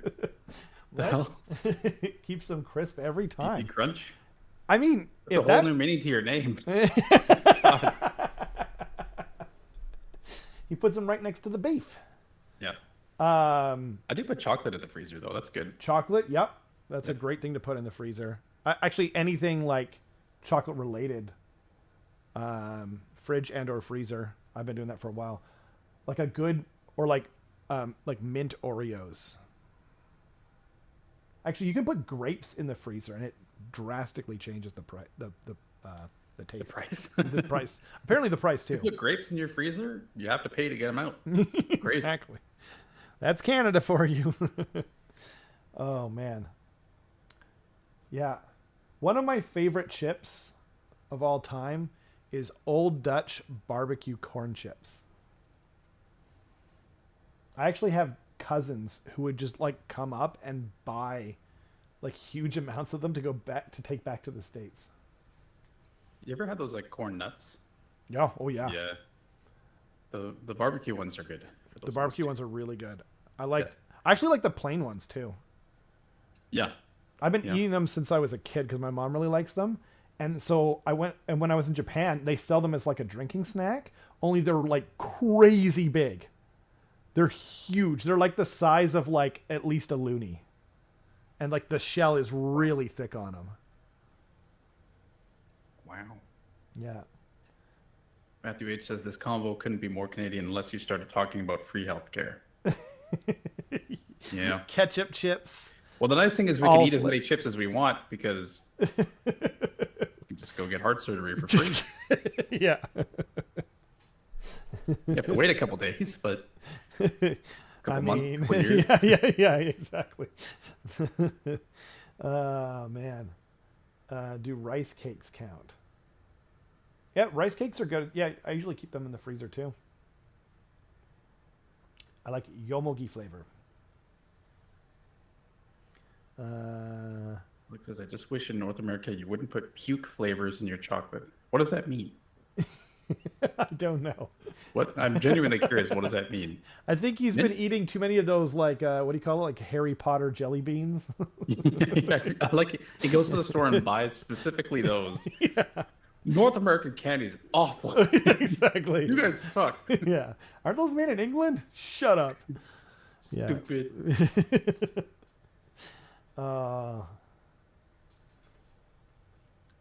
Actually, I'm not a big fan of ketchup chips outside of this Miss Vicky's spicy. No, ketchup. really?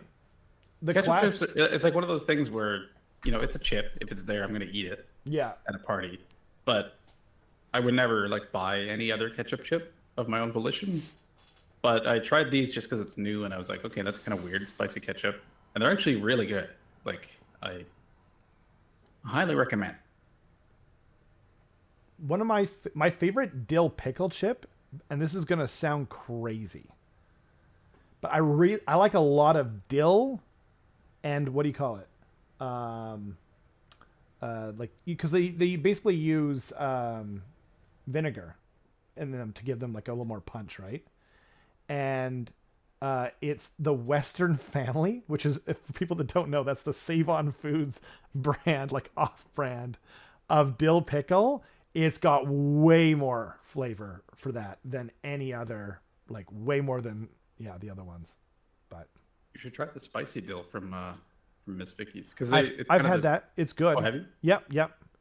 I really another, and then there's a spicy dill from, is it Kettle?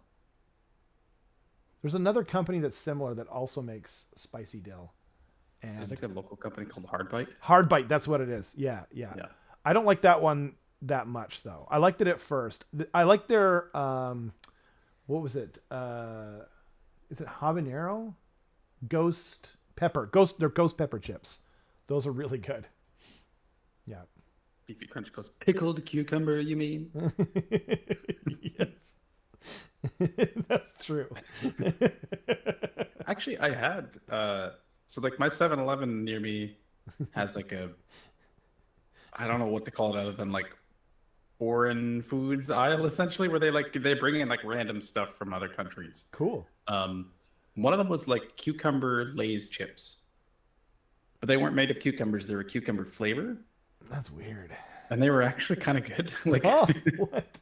Yeah, they were like oddly refreshing, and I was like, "How's that possible?" I know what the process of making a potato chip is. How did you make this refreshing? Oh man, some kind of drug. Yeah, it's just laced with LSD. That's what I was gonna say. Yeah, I was trying not to. Walmart dill chips are awesome. I'll have to check those out. I really like a good dill pickle chip and a tuna sandwich. That's my shit. All this talk about chips made me get up and get a bowl of potato chips. I'm sorry, Chris. I'm sorry. We like to promote healthy eating habits on this channel. That's not true. Healthy eating for all. Healthy eating through chips? Oh, so good. Oh my God. Whoa. He's really going to just need a cigarette in a moment. I can't imply any harder what's going on right now.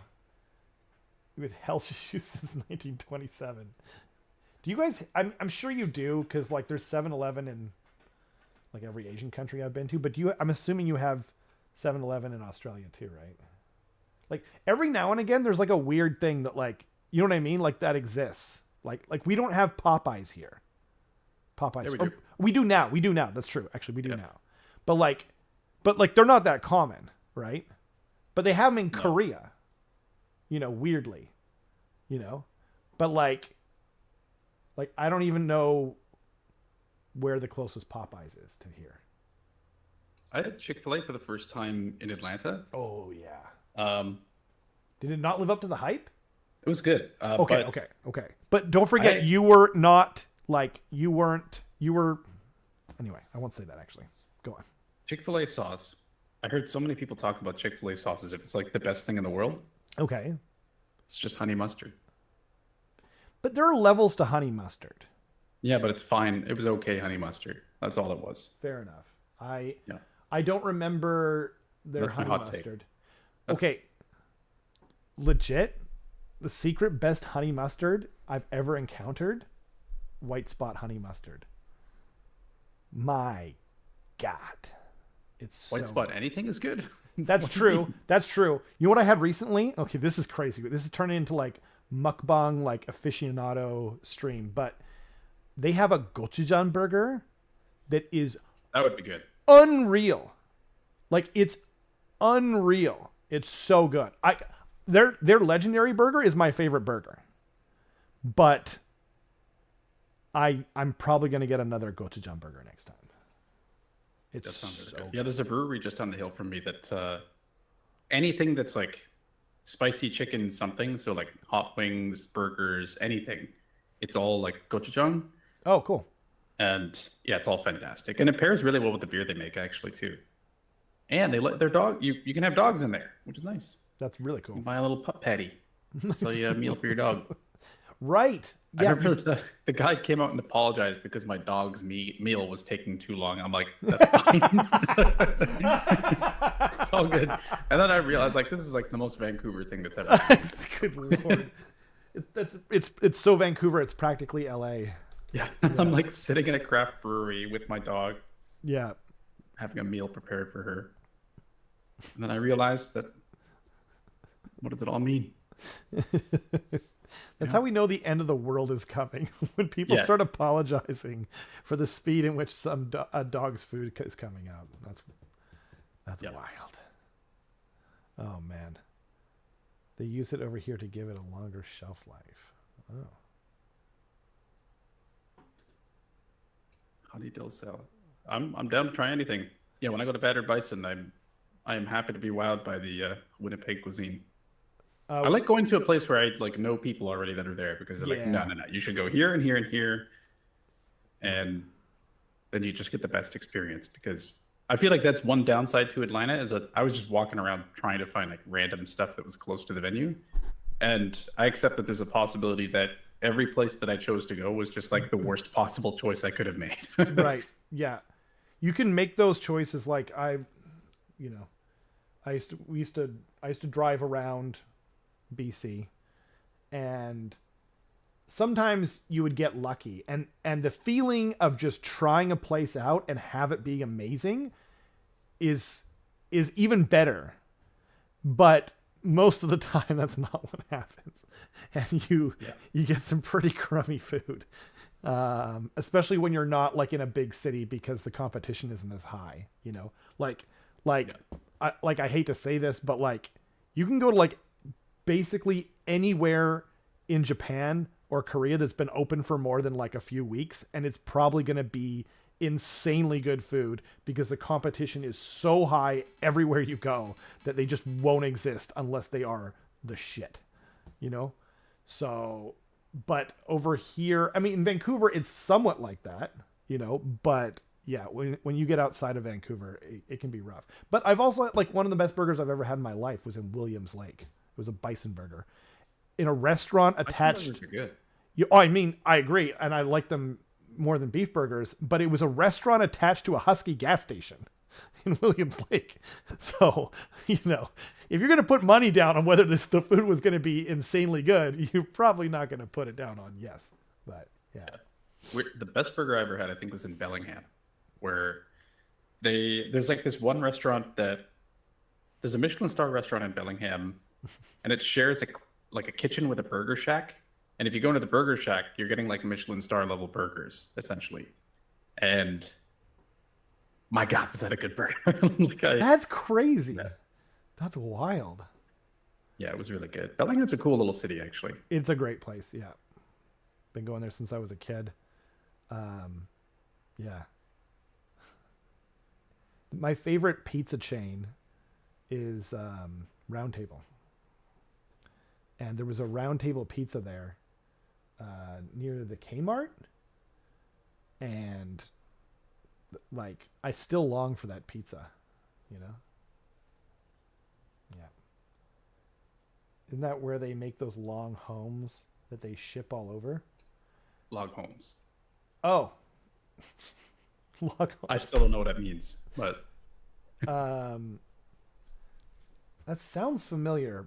We were just using it as it was just like where we got in the lunch. middle of nowhere. Yeah. Yeah. Yeah. I mean, yeah. It's like. It's in between here and Prince George. First you isolated and got rid of the prairie people. Let's not get rid of them. Well, it's a beautiful place, but it's like. It is. Yeah. It's in the middle of nowhere. Yeah. Like it's. Well, sorry, is it on the way to Prince George from here, or is it? Yeah. It's like an hour before Prince George. Okay, so it's not as in the middle of nowhere as I thought. I think, and at least in my memory, we didn't always stop in Williams Lake. We almost always stopped in what we call Crash Creek. But yeah. Do all Canadians involve people saying sorry? Yes. Sorry. Sorry about that. Yep, sorry.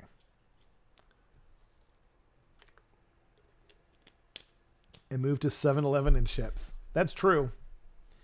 That's true.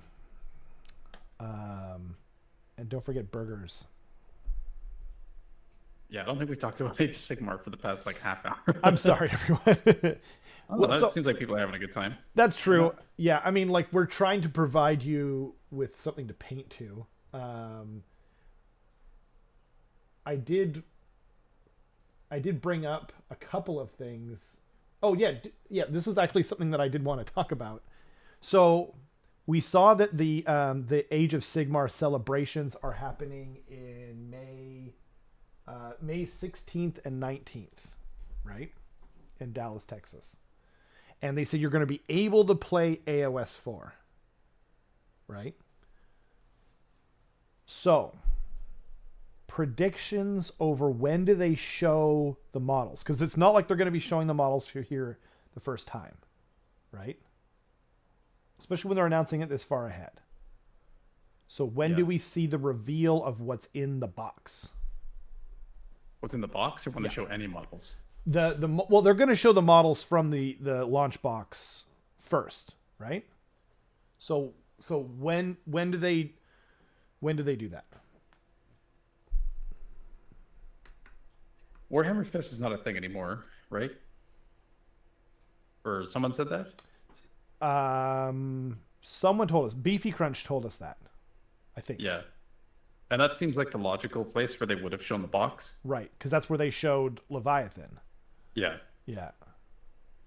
I don't know of like a big event. Right? Before then that's like world renowned. I know that there's like Grand Clash is coming up. That's like the biggest event in Canada. When is Nova? I don't think they get Nova. Nova is it's like August, isn't it? Oh, is it that late? Okay. So like when do they do it? Because like when they showed Leviathan, we got a Termagant, something, and we got like a Terminator. We got like a couple of models. We got 0 freaking models for AoS 4. So yeah, like I'm thinking like they have to show it by the end of April. And what's by the end of April? I don't have like an event in mind. I'm just or maybe they just do it like a big online reveal, like they've done that before. Yep. So yeah, maybe like that would. To be honest, I think that would be more hype and more fun for the AoS crowd if it's like no 40K. It's just like AoS models incoming. Like, hold on to your butts. Right? That would be cooler. I don't know about you guys, but like I really wish they would tell us at least just when we're going to know. Cuz we know they're coming, right? We've already seen like a sprue from the Skaven like Gatling go-kart machine. What that thing's going to be? I wonder what that thing's going to be called too. Bison was a great time last year. It's also a delicious meat, as we have covered. Okay, and then I think there was a couple more things, but I can't remember. Oh yeah, there was an article. This wasn't like something for us to discuss as much, but I wanted to point everyone in the direction of it. And do we want to go through it super quick? Through what, sorry? Like they put an article out. Should we just go over like what they said in the article real quick? Sure. Yeah. Sure. Okay. So they said, oh darn it. Over the next few months, we will be going through all the tweaks, changes, upgrades, and innovations with a fine-tooth comb on Warhammer Community. We'll be looking at the main rules, the exciting... So they said, actually, by the way, they said over the next few months, right? So they're going to be doling this all out very slowly. but few months. So that's 3 months, right? Until May? Yeah, well, it'll be April, May, June is 3 months. Yeah. A couple, that'll be when it releases, right? I think, yeah. So I guess they're going to be okay. But here's a bite-sized summary of what to expect from the best fantasy miniatures game in the world. No arguments here. We'll soon have a lot more to say on everything mentioned in this video, and much more besides. Suffice to say for the time being that the new War Scrolls are smart without sacrificing nuance. The double turn is now a much tougher choice, and the turn structure is much more reactive. You'll be hoarding precious command points to respond at the most crucial moments. So, oh yeah, and then, by the way, GW, once again, you never cease to disappoint. I was trying to sign up for the Skaven side of these things because you get a free story. You get like an EPUB, Gotrek Gurnison story, which they don't. I did get it eventually, but I couldn't get it. It kept saying, like, I kept trying to sign up, and I tried different emails. I tried all these different things, and a bunch of other people in the Skaven WhatsApp group were like, I can't get it to work. And I was like, okay, it's not just me, right? And so I ended up putting it. So if anyone's having that problem, by the way, I put it into Mozilla Firefox, and then I was fine. But yeah. So if you're having that problem, you signed up for the Skaven and read the EPUB. Yeah, I was going to point that out. I forget what it's called. It's on my phone. But yeah. But Bahama, do you know when that story takes place? Because, like, I don't want to spoil anything because the Gotrek stories by Darius Hinks are really good. But there is, like, it makes it seem like the story takes place earlier, but I haven't read there's a new one that came out that wasn't by Darius Hinks. It's Gotrek Gurnison basically fighting Nurgle in a new book, and I can't remember the guy's name, but I don't know if something happens at the end of that book which explains what's going on. So I don't know. I don't know whether to read that book is what I'm trying to say. So let me know. Yeah, if you know. But yeah. Anyway, we've certainly zigged and zagged around AoS this evening. Plague Slayer. That's it. Yeah.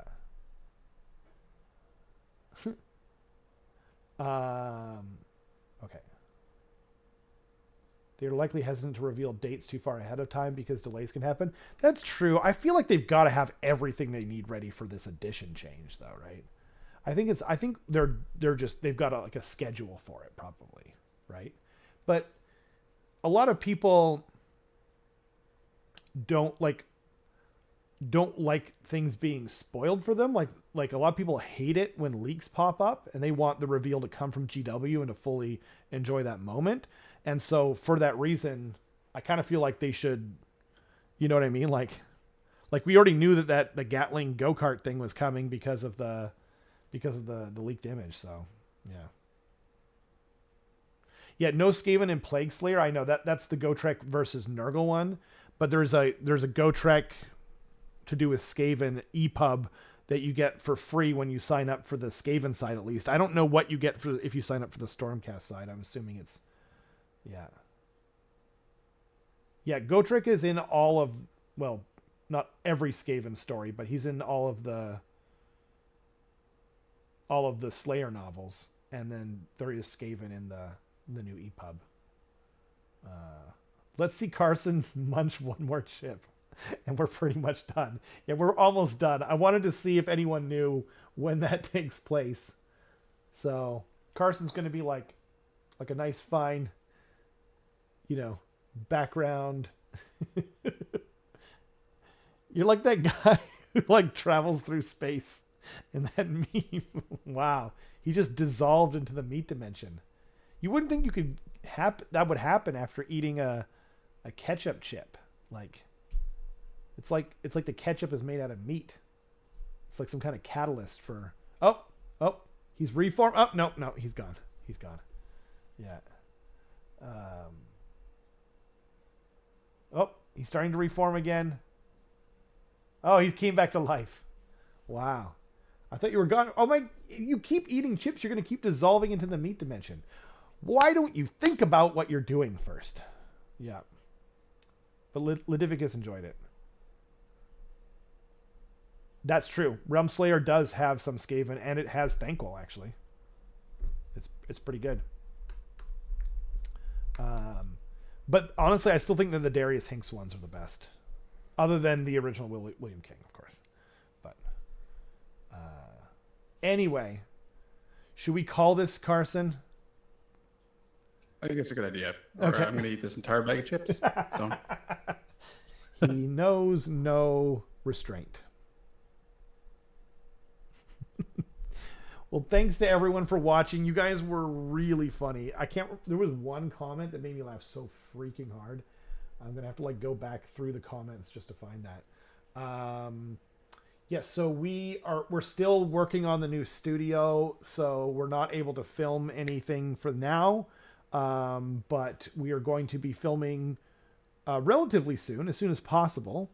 And we're going to start trying to get some really nice, fancy new battle reports out as soon as possible.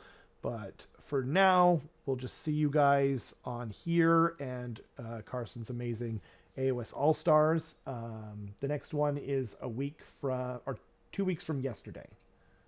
2 weeks from yesterday, yeah. Okay. Well, I have to figure out the exact date. Okay. It's going to be with Phil Marshall. So we have, Nice. he's in the UK, so it's a little bit of time difference that we have to figure out there. So there's a chance it could be on a much different day. But generally 2 weeks from now-ish is when it's going to be. That's really exciting, though. Yeah.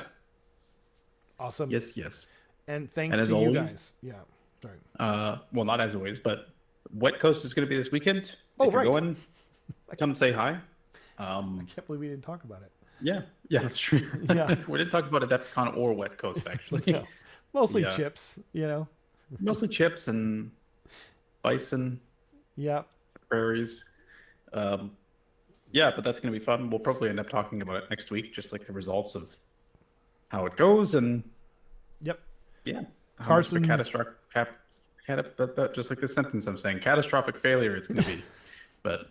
Carson, you're TOing it. I know we've said that before, but and there's a golden ticket, and they're paying for they're giving money to someone to fly, and amazing bunch of prizes too for this tournament. Yeah, prize support's really good. Thanks to Taps Games for sponsoring the tournament. Creature Caster, I think, is going to be sponsoring it too. Yeah. But the winner of Best General is going to be getting a golden ticket to go to Atlanta, and we'll be covering $500 of travel expenses, which, from experience last year, should be a little bit more than the flight itself. Nice. So it'll be a little more than the flight, and then a bit of your hotel is covered too. So it's the flight plus a bunch of bottled water. Yeah, exactly. You're gonna need it.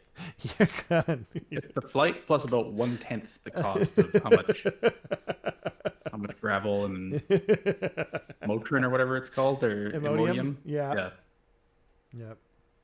Anyway, thanks to everyone for joining us and all your kind comments and hilarity. We appreciate you guys, and we will see you guys next week.